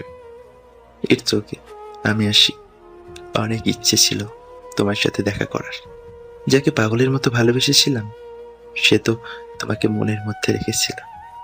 আমি আসলে এতই বোকা ছিলাম যে বুঝতেই পারলাম না। বাট ইউ নো মাহিম, আমি এখনো চাই পাগলের মতো। ওর পাশ নিয়ে আমার কোনো মাথা ব্যথা ছিল না, আর না থাকবে। ওর জায়গা আমার এখানে ছিল আর এখানেই থাকবে। কথাগুলো বলে হাতের কোণো দিয়ে চোখ মুছে চলে যেতে থাকে ইরফান। মাহিম ডাকে, কিন্তু ইরফান পেছনে ফিরে তাকায় না। মাহিমের খারাপ লাগে ইরফানের জন্য। মনে মনে বলে, স্যালুট ব্রো, তোমার মতো ভালোবাসতে পারা মানুষ এই পৃথিবীতে খুব কম জন আছে। কেটে গেলেও বেশ কয়েক মাস ইরফানের কোনো খোঁজ নেই। ইয়াস ভাইকে না পেয়ে ইয়াস অনেকটাই ভেঙে পড়েছে। রাহিমা বেগম চুপচাপ হয়ে গেছে, আগের মতো কথা বলে না, হাসে না। রিশাদ সাহেবও চুপচাপ। সবটা কেমন জানে হয়ে গেল। আনিশা মনমরা হয়ে আছে। বিয়ে হয়ে আসার পর এগুলো দেখেও নিজেও বেশ ঘাবড়ে গিয়েছে। আজ বিয়ের 6 মাস পূর্ণ হয়েছে। আপনাকে আজ আমি সারপ্রাইজ দিতে চাই। মনে মনে কথাগুলো ভেবে আনিশা নিজেই হাসলো। তারপর কাজে লেগে পড়লো। ইয়াসের কলেজ থেকে আসতে সন্ধ্যা হয়ে গেল। কাজ ছিল, তার উপর পুলিশ স্টেশন যেতে হয় ওকে ইরফানের খোঁজ করতে। প্রতিদিনের মতো আজ ইরফানের কোনো খোঁজ না পেয়ে নিরাশ হয়ে বাড়ি ফিরল ইয়াস। বাড়ি এসে প্রথমে বাবা মার সাথে দেখা করে রুমে আসতে দেখতে পেল খুব সুন্দর করে সাজানো রুমটা। ইয়াসের অজান্তেই ওর মুখে হাসি ফুটলো। পায়েলের ঝুনঝুন শব্দে ইয়াস খুঁজতে লাগলো শব্দটা কোথা থেকে আসছে। রুমের মাঝখানে আসতে পেছন থেকে ওকে জড়িয়ে ধরলো। Happy 6 months anniversary. আজ 12 তারিখ। আপনি তো ভুলেই গেছেন। আরে না, তা না। বুঝি। কথার মাঝে ফোন বেজে উঠলো আনিশার। ফোনের কাছে গিয়ে ফোন স্ক্রিনে তাকাতে দেখলো ওর ভাই ফোন করেছে। ফোন রিসিভ করে কানে নিতে আনিশা থ হয়ে গেল, কারণ ফোনের উপাস থেকে ওর ভাই বলল, আপু তাড়াতাড়ি আয়, আম্মু আব্বুর ঝগড়া হয়েছে আর আম্মু বাসা ছেড়ে নানু বাড়ি চলে গেছে। বাবা বলছে সন্ন্যাসী হয়ে যাবে। কি? তুই তাড়াতাড়ি আয়, আমি আব্বাকে আটকাচ্ছি। বলে ফোন কেটে দিল আনিশার ভাই। ইয়াস জিজ্ঞাসুক দৃষ্টিতে তাকিয়ে আছে। আনিশা সবটা বলতে ইয়াস বলল, তাহলে দ্রুত যাও, আমি পৌঁছে দেই। ঠিক আছে? না, তুমি থাকো, বাবা মার তোমাকে দরকার। আমি গাড়ি নিয়ে যাচ্ছি। আনিশা দ্রুত রেডি হয়ে বেরিয়ে গেল। ইয়াসের মুখ মলিন হয়ে গেল, চেঞ্জ করে নিল। নানু বাড়ি পৌঁছাতে দেখলো ওর মামা আবিদকে। বয়স 25। আনিশার মায়ের ছোট ভাই, পড়াশোনার জন্য ঢাকাতে ছিল এতদিন, কয়েকদিন আগে এসেছে। আনিশাকে দেখে আবিদ এগিয়ে গেল। তানিশা, তুই? অনেকদিন পর দেখলাম। হ্যাঁ মামা, কেমন আছো? এই তো ভালো। আম্মু কই মামা? আপু আম্মুর রুমে। কি হয়েছে? হঠাৎ আপুর বলা নেই কোয়া নেই, হুট করে এলো। ওই এমনি, তেমন কিছু না। আমি আম্মুর কাছে যাই। আনিশা দ্রুত চলে গেল। ওর অস্বস্তি হচ্ছিল। আনিশা ওর নানুর রুমে গিয়ে দেখে ওর আম্মু বসে আছে। আনিশাকে দেখতে ওর নানু বলে, তোমার আম্মুকে বোঝাও এই বয়সে সংসার ভাঙতে চাই কেন। আম্মা, আপনি জানেন না ওই লোক আমার সাথে ঝগড়া করে কোনো কারণ ছাড়া। আমি থাকবো না। থেকো না বাবা, বনবাসে চলে যাচ্ছে। একথা শুনে আনিশার আম্মু বলে, কে যাবে? তোর বাবা একদিনও থাকতে পারবে না। ওসব আমার জানা আছে। তুই শ্বশুর বাড়ি ছেড়ে এখানে কি? জামাই কোথায়? তোমরা যা শুরু করেছো, দৌড়ে আসছি আমি। ইয়াস আসে নাই। ও মা, তুই একা আসবি কেন? এমনিতেই ইয়াশ বাবার উপর কত কাজের চাপ। আম্মু তুমি থামো, আমি প্রচুর ক্লান্ত। যা চেঞ্জ করে নে। আনিশা চেঞ্জ করতে গেল। দরজার আড়ালে দাঁড়িয়ে ওদের কথা এতক্ষণ শুনছিল আবিদ। বিকেলে আনিশার আম্মু ইয়াশকে কল করে। আসসালামু আলাইকুম মামুনি। ওয়ালাইকুম আসসালাম বাবা, কেমন আছো? এই তো আছি, আপনি কেমন আছেন? আছি কোনো রকম। ছেলেমেয়েরা ভালো না থাকলে আমি কিভাবে ভালো থাকি বলো? আচ্ছা শোনো, তুমি বরং চলে এসো। কোথায়? আমার বাবার বাড়ি আর আনিশার নানু বাড়ি। মামুনি কলেজে কাজ আছে। বৃহস্পতিবার রাতে আসো, আবার শনিবার রাতে চলে যেও। ঠিক আছে মামুনি। আচ্ছা বাবা। মামুনি রাখছি। আমি জানি তোমাদের বিয়ের পর থেকে একের পর এক কাহিনী হয়ে আসছে। তোমাদের আলাদা সময় কাটানো উচিত, যদি সবটা ঠিক হয়। আল্লাহ আমার বাচ্চাগুলোকে ভালো রেখো সব সময়। মনে মনে কথাগুলো ভেবে শান্তির শ্বাস নিলেন আনিশার আম্মু। রাতে আনিশা বসে মুভি দেখছে। আবিদ সহ আরো কাজিনরা আছে। তখনই আনিশার ফোন বেজে ওঠে। আনিশা ফোন নিয়ে রুমে চলে যায়। হ্যালো, বলুন।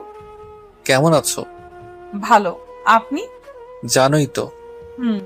মামুনি বাবা কেমন আছে? আছে কোন রকম। ভাইয়ার চিন্তায় আম্মু আরো অসুস্থ হয়ে গেছে। আরো কিছুক্ষণ কথা বলে ফোন রাখলো ইয়াশ। আনিশাকে বলল না ওর যাওয়ার কথা, সারপ্রাইজ দিতে চায়। এদিকে আনিশা কথা শেষ করে ফোন চার্জ দিয়ে ড্রয়িং রুমে গিয়ে মুভি দেখায় ব্যস্ত হয়ে ওঠে। দুদিন পর আনিশা সোফায় বসে আছে, তখনই কলিং বেল বেজে উঠল। আনিশা উঠে দরজা খুলতেই এক দফা অবাক হলো, ইয়াশ এসেছে।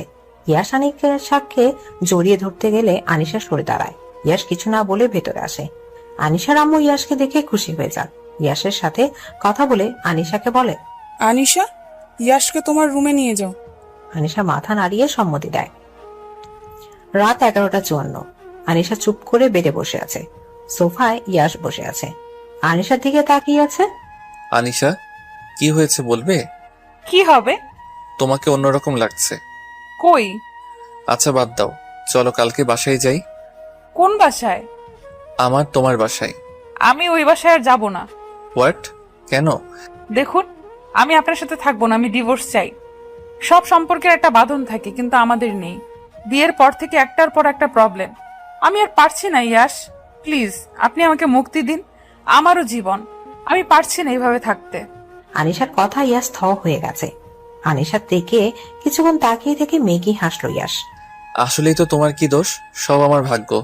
ঠিক আছে, তুমি যা চাও তাই হবে। বলে শার্ট চেঞ্জ করে রুম থেকে বেরিয়ে গেল ইয়াশ। আনিশা মাথা ধরে বসে আছে। এভাবে ঘুমিয়ে পড়ে এক সময়। তখন আবিদ রুমে প্রবেশ করে। আনিশার মাথায় হাত বুলিয়ে দিয়ে চাদর টেনে লাইট অফ করে দেয়, তারপর চলে যায়। 15 দিন পর সারা রাত কেটে ভোরের আলো ফুটতে শুরু করেছে ধরনীর বুকে। নতুন ভোর, নতুন আলো। কিন্তু কেউ একজন রাস্তার এক সাইডে বসে আছে। হ্যাঁ, সে ইয়াশ, যার পুরো জীবনটাই অন্ধকারে ভরে গেছে। ভাবে মৃত্যুর পর একে একে সব হারিয়ে ফেলেছ। মায়ের মতো ভালোবাসা ভাইকে খুঁজলো, এতদিন পেল না। আবার আজ নিজের অর্ধাঙ্গিনী মুখে বিচ্ছেদের কথা যেন আরো ভেঙে দিয়েছে ইয়াশকে। সারা রাত রোড সাইডে বসেছিল, মাথায় কিচ্ছু নেই। এভাবে মানুষ চলতে পারে না, মানসিক রোগী হয়ে যাচ্ছে ও। ইয়াশ জানে না কি আছে ওর কপালে। কিন্তু কয়েকদিন ধরে রাস্তায় রাস্তায় ঘুরেই কেটেছে দিন। রাত কেটেছে নির্ঘুম পথ, শিশুদের কষ্ট দেখে। কয়েকজনকে কম্বল কিনে দিয়েছে। ইয়াশ বসেছিল, তখন ওর ফোনে একটি কল আসে। হ্যালো, ইয়াশের সাথে কথা বলছি আমি। জি। কোথায় আপনি মিস্টার ইয়াশ? কলেজে কেন আসছেন না? আসলে স্যার, কোনো কিছু শুনতে চাই না। এমন ভাবে হয় না। আপনাকে আর কলেজ আসতে হবে না, আপনার চাকরিটা নেই। বলে কল কেটে দেয় আব্রাহাম নামের লোকটি। ইয়াশ এবার হাসে, আকাশের দিকে তাকিয়ে বলে, এইভাবে নিঃস্ব করলে আমায়? ঠিক আছে, মেনে নিলাম। তখনই ইয়াশের কাঁধে কেউ হাত রাখে। ইয়াশ তাকিয়ে দেখে ইরফান। ইয়াশ এতটাই অবাক হয় যে কথা বলা বন্ধ হয়ে গেছে। জড়িয়ে ধরে ও ইরফানকে। ইরফানও ভাইয়ের পিঠে হাত বুলিয়ে দেয়। ইয়াশের চোখের পানিতে ইরফানের শার্ট পরে। ইরফান বুঝতে পারে তার ভাই কাঁদছে। ইরফান ইয়াশকে নিজের মুখোমুখি করে দাঁড় করায়। ইয়াশ বলে, কোথায় ছিলে তুমি ভাইয়া? কত খুঁজেছি তোমায় জানো? আম্মু অসুস্থ হয়ে গেছে তোমার চিন্তায়। কেন এভাবে হারিয়ে গিয়েছিলে? একা থাকতে চেয়েছিলাম ভাই। আমার জীবনে এমন কিছু সময় আসে যখন মানুষ চাই সবার সাথে দূরত্ব বাড়াতে, নিজেকে একা করতে। আমিও তাই করেছি। মোহনার অতীত নিয়ে আমার সমস্যা ছিল না, কিন্তু 4 বছরের সংসারে একবারের জন্য আমার হয়নি। আমার সন্তানের কথাও ভাবিনি, শেষ করে দিয়েছে নিজের সাথে ওকেও। কি বলছো ভাইয়া? ঠিক বলছি। ও 3 মাসে প্রেগনেন্ট ছিল। সেই রিপোর্ট আমি ডক্টর নীলার থেকে পেয়েছিলাম ও মারা যাওয়ার 2 দিন পর। এরপর ইরফান মোহনার অতীত সম্পর্কে সবকিছু খুলে বলে ইয়াসকে। ইয়াস থ হয়ে যায়। ইরফান বলে, আমি যে কষ্ট ভোগ করেছি ভালোবাসা হারানোর, তোকে সেই কষ্ট পেতে দিব না আমি। কিন্তু ভাইয়া, আমি চাই না জোর করে সম্পর্ক টিকিয়ে রাখতে। আনিশা চায় না আমার সাথে থাকতে, ওকে ওর মতোই থাকতে দাও।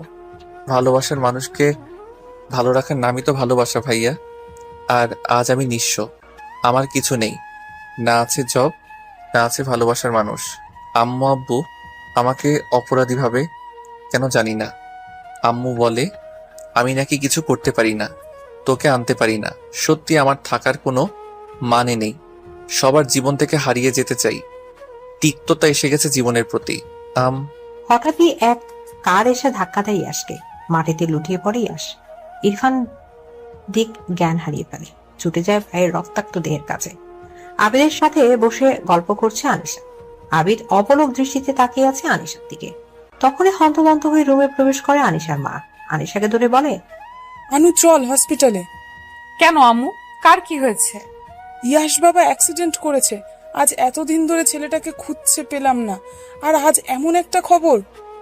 আনিশা কি বলবে ভেবে পায় না। আবিদের চোখ মুখ লাল হয়ে গেছে, তবু শান্ত থাকার চেষ্টা করছে। আনিশার আম্মু আনিশার হাত ধরে নিয়ে বাসা থেকে বেরিয়ে পড়লেন হসপিটালের উদ্দেশ্যে। In city hospital. ইরফান দাঁড়িয়ে আছে, ইয়াসের মা বাবাও এসেছে। ওনারা ওয়েটিং রুমে বসে আছেন।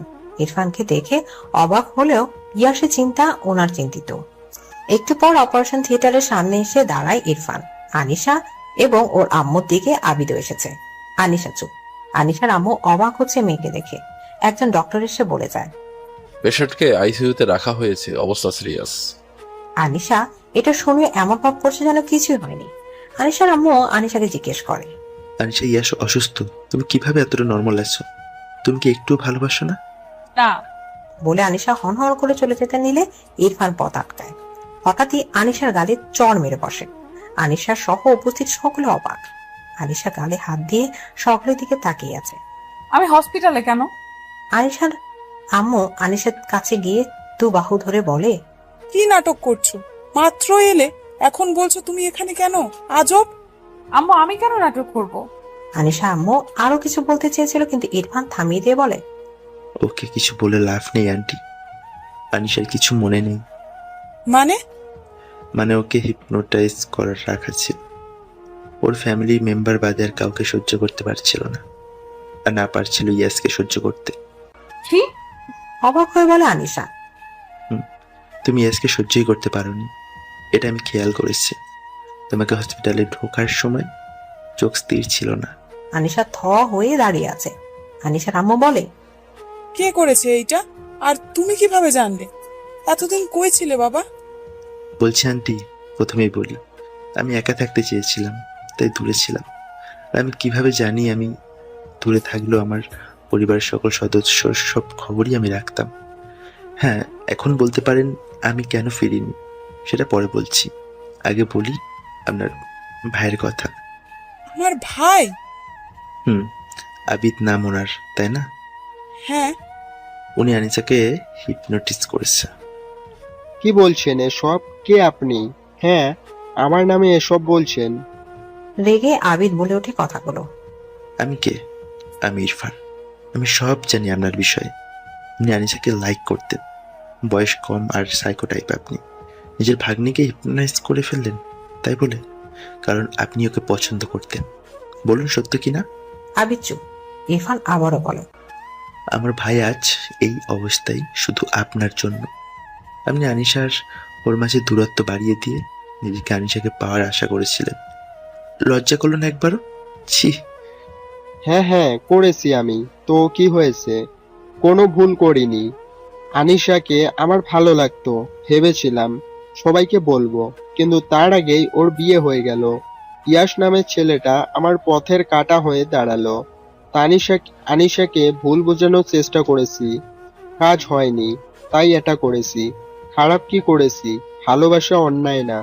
কথা শেষ হতে আনিশার আম্মু ঠাস করে থাপ্পড় মেরে দেয় আবিদের গালে। ছি আবিদ ছি, ছোট ভাই তুই আমার, কম আদর করিনি। তুই কিনা শেষে আমার মেয়ের এই সর্বনাশ করতে চাইলি। আবিদের কলার ধরে কথাগুলো বললেন আনিশার আম্মু। তখনই ওখানে কয়েকজন ওয়ার্ড বয় সহ কয়েকজন ডক্টর এলো। ইরফান ওদের দেখে আবিদের দিকে ইশারা করলো। ওরা আবিদকে নিয়ে গেল। আবিদ মেন্টালি অসুস্থ, তাই ওর ট্রিটমেন্ট দরকার। তাই ইরফান ওদের ডেকেছে। ওরা আবিদকে নিয়ে গেল। আনিশার সব শুনে কান্না করছে। ইরফান আনিশার পাশে গিয়ে দাঁড়িয়ে মাথায় হাত বুলিয়ে দেয় আর বলে, সরি বনু, তোমাকে তখন মারার জন্য। না ভাইয়া, এইভাবে বলবেন না। আমি জানি আপনি আমার ভালোর জন্যই করেছেন, কিন্তু ইয়াশ ও কেমন আছে? আর মামা কিভাবে এমনটা করতে পারলো? এস আইসিইউতে আছে। আর আবিদ, ও মেন্টালি অসুস্থ। আমি বাসার সব খবরই রাখতাম। একদিন তোমাদের বাসায় সামনেও গিয়েছিলাম, ওখানে একটা দরকার ছিল। ভাবলাম তোমার সাথে দেখা করি। আম্মু বাবা অনেক চিন্তা করছে, তাদের তুমি আমার হয়ে কিছু বলে দিতে পারবা। কিন্তু তোমার রুমের জানালার সামনে দাঁড়িয়ে দেখি আবিদ তোমার রুমে, তা অদ্ভুতভাবে তাকিয়ে আছে। তারপর চলে যাই।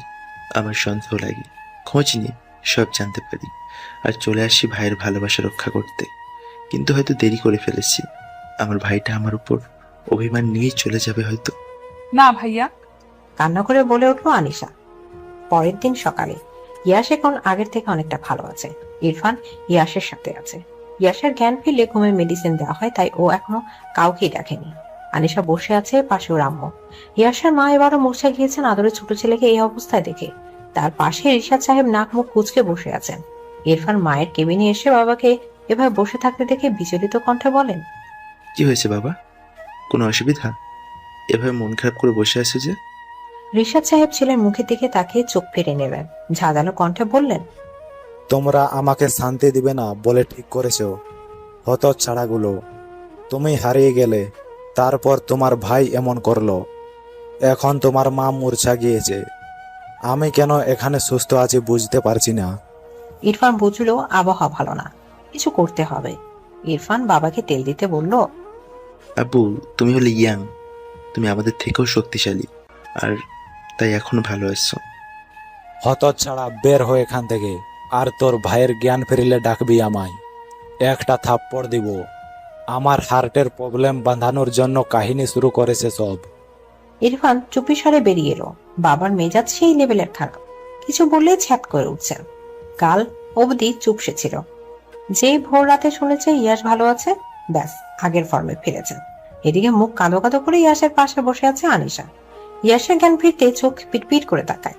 আনিশাকে দেখে কপাল কুঁচকে তাকিয়ে আছে। আনিশা ইয়াশের জ্ঞান ফিরতে দেখে ডক্টরকে ডাকে। ডক্টর ইয়াশকে চেক আপ করে চলে যায়। ইরফান, আনিশা, আনিশার বাবা রিশাদ সাহেব এখন ইয়াশের কেবিনে উপস্থিত। আনিশা ইয়াশের মাথায় হাত বুলিয়ে জিজ্ঞেস করলো, কেমন লাগছে এখন তোমার? কে আপনি? ইয়াশের প্রশ্ন সকলের কপালে ভাঁজ পড়লো। তুমি আমায় চিনতে পারছো না? আব্বু দেখো, এই মহিলা আমায় তুমি করে বলছে। আনিশা মুখ কাঁদো কাঁদো হয়ে গেছে। রিশাদ সাহেব বুঝতে পারছেন না তার ছেলে কেন নিজের বউকে চিনতে পারছে না। তাজ্জব ব্যাপার। ইরফান ডক্টরকে ডেকে আনলো। ডক্টর জানালো, ওনার মাথায় আঘাত লেগেছে আর তাই মেমোরি লস হয়েছে, যাকে বলে short time memory loss. Recent হওয়া এই বিষয়গুলো উনি ভুলে গেছেন। বলে ডক্টর রুম থেকে বেরিয়ে যায়। রিশাদ সাহেব মাথায় হাত দিয়ে কেবিনে থাকা সোফায় বসে পড়েন। ইরফান কি বলবে ভাবছে, কারণ তার মা এই কথা শুনলে আবারও জ্ঞান হারাবেন। আনিশা আর পারল না, শব্দ করে কেঁদে উঠল। রিফাত সাহেব মেয়েকে সান্ত্বনা দিচ্ছেন, আর ইয়াশ ফেলফেল করে তাকিয়েছে। আনিশা কাঁদতে কাঁদতে বলছে, এটা কেমন কথা বাবা? বিয়ের পর 6 মাস সংসারই করতে পারলাম না, এখন সবটা ঠিক হলো আর ইনি এভাবে সব ভুলে গেল? ইয়াশ রিহাত সাহেবের দিকে তাকিয়ে বলে, বাবা, এই মহিলাকে যেতে বলো। ফ্যাস ফ্যাস করে কাঁদছে শুধু। আমার রাগ লাগে মেয়েদের ন্যাকা কান্না দেখলে। আনিশা কান্না থামিয়ে বলল, আপনি আমায় মহিলা বলছেন কেন? আমি এখনো মহিলা হইনি, আর নিজের বউকে চেনেন না? আর কি দেখতে হবে আমায়? এই জন্যই বিয়ে করতে চাইনি। ইয়াশ ভাবুক ভঙ্গিতে বলল, আমি আপনাকে বিয়ে করিনি তো। এদিকে আনিশা আবারও জড়িয়ে কেঁদে উঠল। ইরফান কি করবে ভাবছে, কারণ এর মধ্যে নার্স এসে বলে গিয়েছে রাহিমা বেগমের জ্ঞান ফিরেছে এবং সেই ইয়াশের সাথে দেখা করতে চায়। রিশাদ সাহেবের পাশে গিয়ে ইরফান বলল, বাবা, আম্মুর জ্ঞান ফিরেছে। রিশাদ সাহেবের অদ্ভুত দৃষ্টিতে তাকালেন ছেলের দিকে, যেন সে এক অদ্ভুত কথা বলেছে। হঠাৎই ইয়াশ বলল, আম্মু। সকলের দৃষ্টি এখন রাহিমা বেগমের দিকে। রাহিমা বেগম ইয়াসের কাছে এসে ছেলেকে জড়িয়ে ধরলেন। ইয়াসও মাকে জড়িয়ে ধরে। রাহিমা বেগম কান্না জড়িত কণ্ঠে বলেন, আমাকে মাফ করে দে বাবা, অনেক কথা বলেছি, আমি ভুলেই গিয়েছিলাম। তোরা দুইজন যে আমার কলিজার টুকরো, তোদের কারো কিছু হয়েছে আমার বুকে এসে লাগে। আম্মু এমন ভাবে বলছো কেন? ইয়াস আর রহিমা বেগম কথা বলছেন। রিশাদ সাহেব ইরফানের হাত ধরে নিচু করে কানে কানে বলেন, একটা চেয়ারের ব্যবস্থা করো তোমার মায়ের বসার জন্য। কেন আপু? আমি তো ভাইয়ের বেডের পাশেই বসে আছি, পরে এখানে এসে বসবে, চেয়ার লাগবে না। ওরে হতচ্ছাড়া। আর বলতে পারলেন না তার আগেই শোরগোল শুরু হলো। রহিমা বেগম আবারও মূর্ছা গেছেন। ছেলে তার বউকে চিনতে পারছে না, এমনকি তাকেও সন্দেহ করছে। সে নাকি আগের থেকে শুকিয়ে আছে, তাই সে তার মা কিনা এটা নিয়ে ইয়ার সন্দেহ করছে। রাহিমা বেগম এই শখ নিতে পারেননি, তাই আবারও মূর্ছা গেলেন। ইরফান অসহায় ভাবে বাবার দিকে তাকালো। রিশাদ সাহেব ঝাঁঝালো কণ্ঠে বলেন, বলেছিলাম না আমি। 15 দিন পর আজ ইয়াসকে বাসায় আনা হয়েছে। সবই ঠিকঠাক, তবে রাহিমা বেগম মুখ ভার করে আনিশাকে নিয়ে ড্রয়িং রুমে বসে আছেন। আনিশা ভাবছে এ কেমন জামাই হলো তার, নিজের বউকে ভুলে গেল, কি সাংঘাতিক কথা। ইয়াস এসে রুমে গিয়ে দরজা দিয়েছেন। রিশাদ সাহেব মনোযোগ দিয়ে পেপার পড়ছেন। ইরফান কফির মগ হাতে নিয়ে গার্ডেনের দিক থেকে আসতেই সবাই এভাবে বসে থাকতে দেখে ভ্রু কুচকে ফেলে। আম্মু, ভাবি। কেউ কোনো জবাব দেয় না। রিশাদ সাহেব বলল, বাড়িটা সার্কাস হয়ে গেছে, এখন আরো কি কি দেখবো কে জানে। ইরফানের হাসি পেল, তবু কন্ট্রোল করলো। রাহিমা বেগম বললেন, তুমি এসব রাখো। আমার কথা হলো, ডাক্তারকে কেন কিছু বললে না? ওই ডাক্তার কিছু করেছে, না হলে আমার ওমন ভোলাভালার ছেলে এভাবে বউ আর মাকে কেন ভুলবে? তোমার কি মনে হয় ইয়াসের মা আমি কোনো ষড়যন্ত্র করেছি? করতেই পারো, ছেলে মা পাগল কিনা তোমার তো সহ্য হয় না, তাই বলে এই মাসুম বৌমাটার কথা ভাববে না? ইরফান কপাল চাপড়ালো। কেন এসে কথা বললো? এখন এরা ঝগড়া শুরু করে দিয়েছে। যদিও ভালো লাগছে, বাড়িটা আগের মতো হয়ে গেছে। বিকেল 5টা। ইয়াস ঘুম থেকে উঠে এসে দেখে সবাই ঘুম। আনিশা সোফায় বসে মুভি দেখছে। ইয়াস এসে ওকে বলে, এই যে আপু, আমায় খাবার বেড়ে দিন তো। এদিকে আনিশা একবার ইয়াসের দিকে তাকালো, তারপর পাশে রাখা নিজের ফোন স্ক্রিনে নিজেকে একবার দেখে নিল। না, তাকে তো আপু বা মহিলা এমনটা লাগছে না। তাহলে কেন ইয়াস তাকে বারবার এমন করে বলছে? দুঃখী দুঃখী মুখ নিয়ে গেল খাবার গরম করতে। ইয়াস খাচ্ছে, আনিশা পাশে বসে আছে। একটু পর নাক টেনে কান্না করছে। ইয়াস খাবার রেখে আনিশার দিকে তাকিয়ে বলল, আপনি কি চাকা খেয়েছেন আপু? আপনার বয়ফ্রেন্ড আপনাকে ছেড়ে গেছে, তাই এভাবে কাঁদছেন? আনিশা ছ্যাত করে উঠলো ইয়াসের কথায়। লজ্জা লাগে না? হ্যাঁ, নিজের বউকে চিনেন না? আমি বিয়ে করিনি তো। আর যদি আপনি আমার বউ হতেন, তুমি করে বলতেন আপনি না, তাই না? কি খাচ্চর আপনি! হসপিটালে তুমি বলছিলে বলে কম কথা শোনাননি। আমি বুঝে গেছি আমাকে দিয়ে সংসার হবে না। আনিশা উঠে চলে গেল। ইয়াস একটা দীর্ঘশ্বাস ছেড়ে বলল, নারীমা নিয়ে এক অদ্ভুত চরিত্র। আমি ভালো কথা বলেছিলাম আর আমাকে ঝাড়ি দিল। ভালো মানুষের দাম নেই সমাজে। বলে খাবার মনোযোগ দিল ইয়াস। রাতে খাওয়া দাওয়া শেষে যে যার রুমে ঘুমাতে গেছে। আনিশাও ইয়াসের রুমে এসে কাবার থেকে একটা গোলাপি রঙের 2 পিস নিয়ে চেঞ্জ করতে গেল। ইয়াস বারান্দায় তখন। চেঞ্জ করে এসে দেখে ইয়াস শুয়ে পড়েছে। আনিশা লাইট অফ করে ইয়াসের পাশে গিয়ে শুয়ে পড়ে। রাত প্রায় 3:30টার কাছাকাছি। তখন এক চিৎকারে লাফিয়ে ওঠে আনিশা। ইয়াস অবাক হয়ে ওর দিকে তাকিয়ে আছে। আনিশা জিজ্ঞেস করে, কি হয়েছে? চেঁচাচ্ছেন কেন এত রাতে? আপনি তো আপু সুবিধার না, এত রাতে আমার রুমে কেন? আমার সব কেড়ে নিতে এসেছেন? ছি ছি, পুরুষ নির্যাতন আইন নেই বলে এভাবে আপনি আমার রুমে আসবেন? এদিকে আনিশা তবদা খেয়ে গেছে ইয়াসের কথা শুনে। এটি কি বললো এই লোক? আনিশা বলে, আপনি তো আচ্ছা বদলোক। হ্যাঁ, বউ আমি আপনার, এত অপবাদ একদম দিবেন না। আর যদি একটা আওয়াজও করেছেন তো সত্যি আপনার সব কেড়ে নেব। বদলোক একটা। আনিশা কথাগুলো বলে পাশ ফিরে শুয়ে পড়ে। ইয়াস মনে মনে বলল, মেয়ে মানুষ ভালো না, কথায় কথায় ছ্যাত করে উঠে। ঘুমিয়ে পড়েও। পরদিন সকাল 9টা বাজে। আনিশা দরজার পাশে ওয়েট করছে কখন ইয়াস বাসায় ঢুকবে আর ওর হাতে থাকা লাঠি দিয়ে ওর মাথায় বাড়ি দেবে। আনিশা শুনেছে আঘাত লাগার স্থানে আবারও আঘাত পেলে স্মৃতি ফিরে আসার সম্ভাবনা আছে। ইয়াস 7টায় উঠে জগিং করতে গিয়েছে। ফেরার সময় প্রায় হয়ে গেল। আনিশা দরজার বাইরে উকি দিয়ে দেখলো একটা ছায়া এদিকে আসছে। আনিশা বিসমিল্লাহ বলে দিল একবারই, তারপর যা দেখলো তাতে তার মাথা ঘুরে গেল। আনিশা যাকে বাড়ি মেরেছে সে আর কেউ নয়, রিশাদ সাহেব। আনিশা কি করবে ভেবে পায় না। রিশাদ সাহেব ওকে দেখার আগে দৌড়ে রুমে চলে যায়। এদিকে রিশাদ সাহেবের মাথা আলু হয়ে গেছে। কিছুক্ষণ পর রাহিমা বেগম দেখে সন্দেহ গলায় বলেছে, কাকে টিস করতে গিয়ে গগন ধোলাই খেয়ে এসেছো? রিহাদ সাহেবের মেজাজ খারাপ হয়ে গেছে। মাথায় বরফ ধরে বসে আছেন, চুপ করে আছেন। এখন কথা বলে কথা বাড়াতে উনি চান না। কেয়াস এসেছে একটু পরে। আনিশা হলরুমে আসতে রাহিমা বেগম বলে উঠল, দেখো বৌমা, এই বয়সে বোধ হয় আমার কপাল পুড়বে। কিছু বুঝতে পারছি না। হে লোক কি চায়, অসভ্য! রিশাদ সাহেব দাঁত কিরমির করে বলেন, একদম বাজে কথা বলবে না রহিমা। অন্যায় করে আবার আমাকেই ধমকাচ্ছ? রাহিমা বেগম বকবক শুরু করলেন। আনিশা স্বস্তির শ্বাস নিল, যাক কেউ ওকে দেখেনি। পরে শ্বশুর মশাই থেকে মাফ চেয়ে নিবে 2 মাস পর। ইয়াস এখন পুরোপুরি সুস্থ। সবাই চিনতে পেরেছে, কিন্তু আনিশাকে চেনে না। আনিশাকে আপু বলে, আর আনিশা তেলে বেগুনে জ্বলে ওঠে। এমনই একদিন আনিশা ড্রয়িং রুমে বসে রাহিমা বেগমের সাথে গল্প করছিলেন। তখনই কলিং বেল বাজে। আনিশা দরজা খুলে দিতে একটি মাঝবয়সী মেয়ে দৌড়ে গিয়ে ইয়াসকে জড়িয়ে ধরে। আনিশা থ হয়ে তাকিয়ে আছে। ইয়াসও অবাক হয়েছে। মেয়েটি ইয়াসকে বলে, মিস ইউরে কতদিন দেখি না, তো কেমন ভাবনিস বেশি? আগে কল দিতি, এখন তাও দিস না, ঢং। ইয়াস কিছু বলতে যাবে তার আগে একটা ঝাড়ু এসে সামনে পড়ে ওর। ইয়াস সহ মেয়েটি তাকিয়ে দেখে আনিশা হাতে আরো 2টা ঝাড়ু নিয়ে দাঁড়িয়ে আছে। আমার জামাইয়ের থেকে সরে যাও পেতনি। সাহস কিভাবে হয় ওর সাথে চিপকে থাকার? ও আমাকে চেনে না বলে যা ইচ্ছা তাই করবে তুমি? বলে ঝাড়ু নিয়ে তেড়ে গেল মেয়েটি ইয়াসের পিঠে লুকিয়ে পড়ে। রহিমা বেগম থামতে বলেছেন, কিন্তু আনিশা শুনছে না।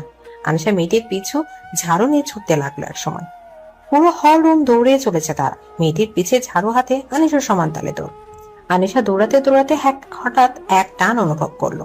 ইয়াস ওকে টান দিয়ে নিজের কাছে নিয়েছে। রিল্যাক্স, কিভাবে ছুটছো, পড়ে যাবা। গেলে কার কি? হ্যাঁ, ওই পেতনিকে আমি মেরে ফেলবো। বলে আনিশা ইয়াসকে ছাড়িয়ে আবারও দৌড়। মেয়েটি ইয়াসের পিছে গিয়ে লুকিয়ে পড়ে। আনিশা ওর মাথায় ঝাড়ু দিয়ে বাড়ি দিতে গেলেই মেয়েটি ইয়াসের পিছের দিকে সরে যায়, আর বাড়ি লাগে ইয়াসের মাথায়। আনিশা নিজেও হা হয়ে যায়, এটা কি করে ফেললো ও? ইয়াস ততক্ষণ জ্ঞান হারিয়েছে। রাহিমা বেগম ইয়াসের দিকে ছুটে গেল। মেয়েটি যেতে নিলে আনিশা বাধা দিল। আনিশা পানি নিয়ে গিয়ে ইয়াসের মুখে দিল। ইয়াসের জ্ঞান ফিরল। জ্ঞান ফিরতেও বলল, আনিশা, তুমি এভাবে ঝাড়ু হাতে দাঁড়িয়ে আছো কেন? আনিশা কি বলবে ভেবে পায় না। হাত থেকে ঝাড়ু ফেলে ইয়াসকে গিয়ে জড়িয়ে ধরে। আপনি ঠিক হয়ে গেছেন? আমি কত অপেক্ষা করতাম আপনি কবে আমায় চিনতে পারবেন তার জন্য। আমি ভাবিনি আপনি আমায় আবার চিনতে পারবেন। রাহিমা বেগম মেয়েটির হাত ধরে ওখান থেকে চলে যান। ইয়াস আনিশাকে বলে, আমি তো তোমায় রোজ আনিশা বলে ডাকতাম, তুমি ঘুমিয়ে যাওয়ার পর। আনিশা অবাক চোখে ইয়াসকের দিকে তাকিয়ে আছে। তার মানে আপনি ঠিক হয়ে গিয়েছেন আগেই? আগের মাসে ডক্টর দেখিয়ে ফেরার সময় একটা কার অ্যাক্সিডেন্ট হতে দেখাই, ওইখানে সব মনে পড়ে যায় আমার, কিন্তু প্রকাশ করি না। আমি দেখতে চেয়েছিলাম তুমি আমার কতটুকু ভালোবাসো। আপনি খুব খারাপ। বলে ইয়াসের বুকে মুখ লুকিয়ে ফেলে আনিশা। ইয়াস বলে, যাকে তুমি ঝাড়ু দিয়ে পিটাতে চাইছিলে সে তোমার ননদ, আব্বুর ছোট ভাইয়ের মেয়ে নাফিসা। একথা শুনে আনিশা জিভে কামড় দেয়। ইস, কি কাণ্ডটাই না করলো সে। রহিমা বেগম অবশ্য রাগ করেননি আনিশার উপর। নিজের স্বামীর সাথে কাউকে এমন ভাবে দেখলে এমনটাই করা উচিত বলে তিনি মনে করেন। 2 বছর পর এখন সব বদলে গিয়েছে। ইয়াস এখন ফ্যামিলি বিজনেসে জয়েন করেছে। ইরফান আর বিয়ে করেনি। রাহিমা বেগম এখন কাঁথা সেলাই করেন অবসর সময়, কারণ সামনে তার নাতি নাতনি আসতে চলেছে। আনিশা প্রেগনেন্ট। আনিশা তো সারাদিন বসে বসে বোর হয়। ইয়াসকে ফোন দিয়ে বকে ইয়াস হাসে। তাতে আনিশার আরো রাগ ওঠে। কদিন আগেই একদিন রাতে আনিশার ঘুম আসছিল না, পা জ্বালা করছিল। ইয়াস ঘুমছিল। আনিশা এক চিৎকার দিয়ে কেঁদে ওঠে। ইয়াস লাফিয়ে ওঠে। কি হয়েছে বউ, কাঁদছো কেন? ইয়াস আর কয়েকবার জিজ্ঞেস করতে আনিশা বলে, আমি যদি মরে যাই তাহলে খবরদার আর বিয়ে করবে না। আমি অত মহান না যে আপনাকে শেয়ার করব। বলে আবারও কান্না করে। এদিকে ইয়াস বেকুলের মতো তাকিয়ে আছে ওর দিকে। তুমি এই জন্য এত রাতে কাঁদছো? ওরে পাগলি, আমি শুধু তোমাকেই ভালোবাসি। কেন তুমি এমন ভাবছো যে তোমার কিছু হবে? আমি আছি তো, আমি থাকতে তোমার কিছু হতে দিব না। কাঁদে না, আসো বুকে এসে শুয়ে পড়ো। আনিশা ইয়াসের বুকে মাথা রাখতে ইয়াস আনিশার সামনে একটি চকলেটের বক্স ধরে। নাও খাও, তোমার তো খিদেও পেয়েছে, তাই এসব ভুলভাল ভাবছো। তুমি জানলে কিভাবে? আমি জানবো না? আমার বউয়ের সবকিছু আমি জানি, বুঝলে? আনিশা মিষ্টি হাসি দিয়ে চকলেট খাওয়ার মনোযোগ দিল। কেটে গেল 9টি মাস। সময় খুব দ্রুত চলে যায়। আনিশার ডেলিভারি ডেট আছে। ওটির সামনে পায়চারি করছে ইয়াশ।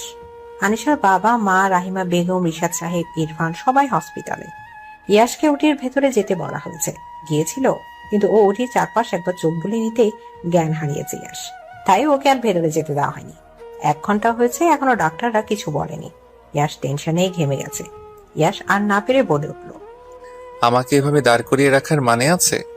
আমি ভিতরে যাব, বউকে দেখব। টেনশনে পাগল হয়ে যাচ্ছি।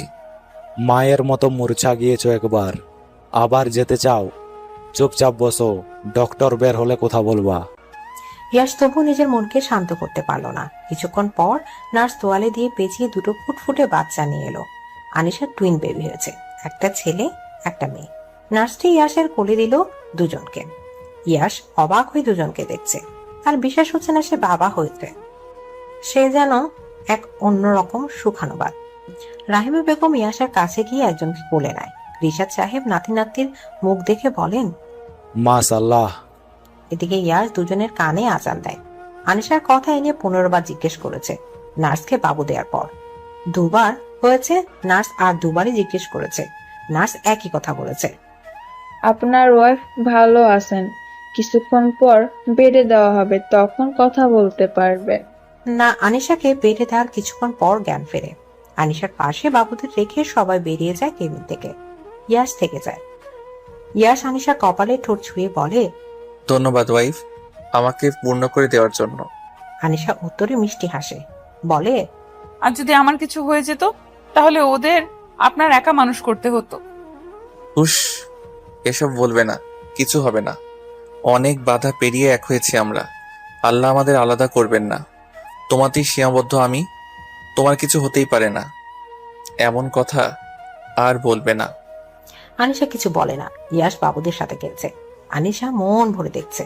এ যেন নতুন এক ইয়াশ। এখন থেকে হেসে খেলে আনন্দে কাটবে ওদের জীবন। অনেক বাধা পেরিয়ে এক হয়েছে ওরা। আবারও হয়তো কোনো গল্পে ওদের সাথে দেখা মিলবে।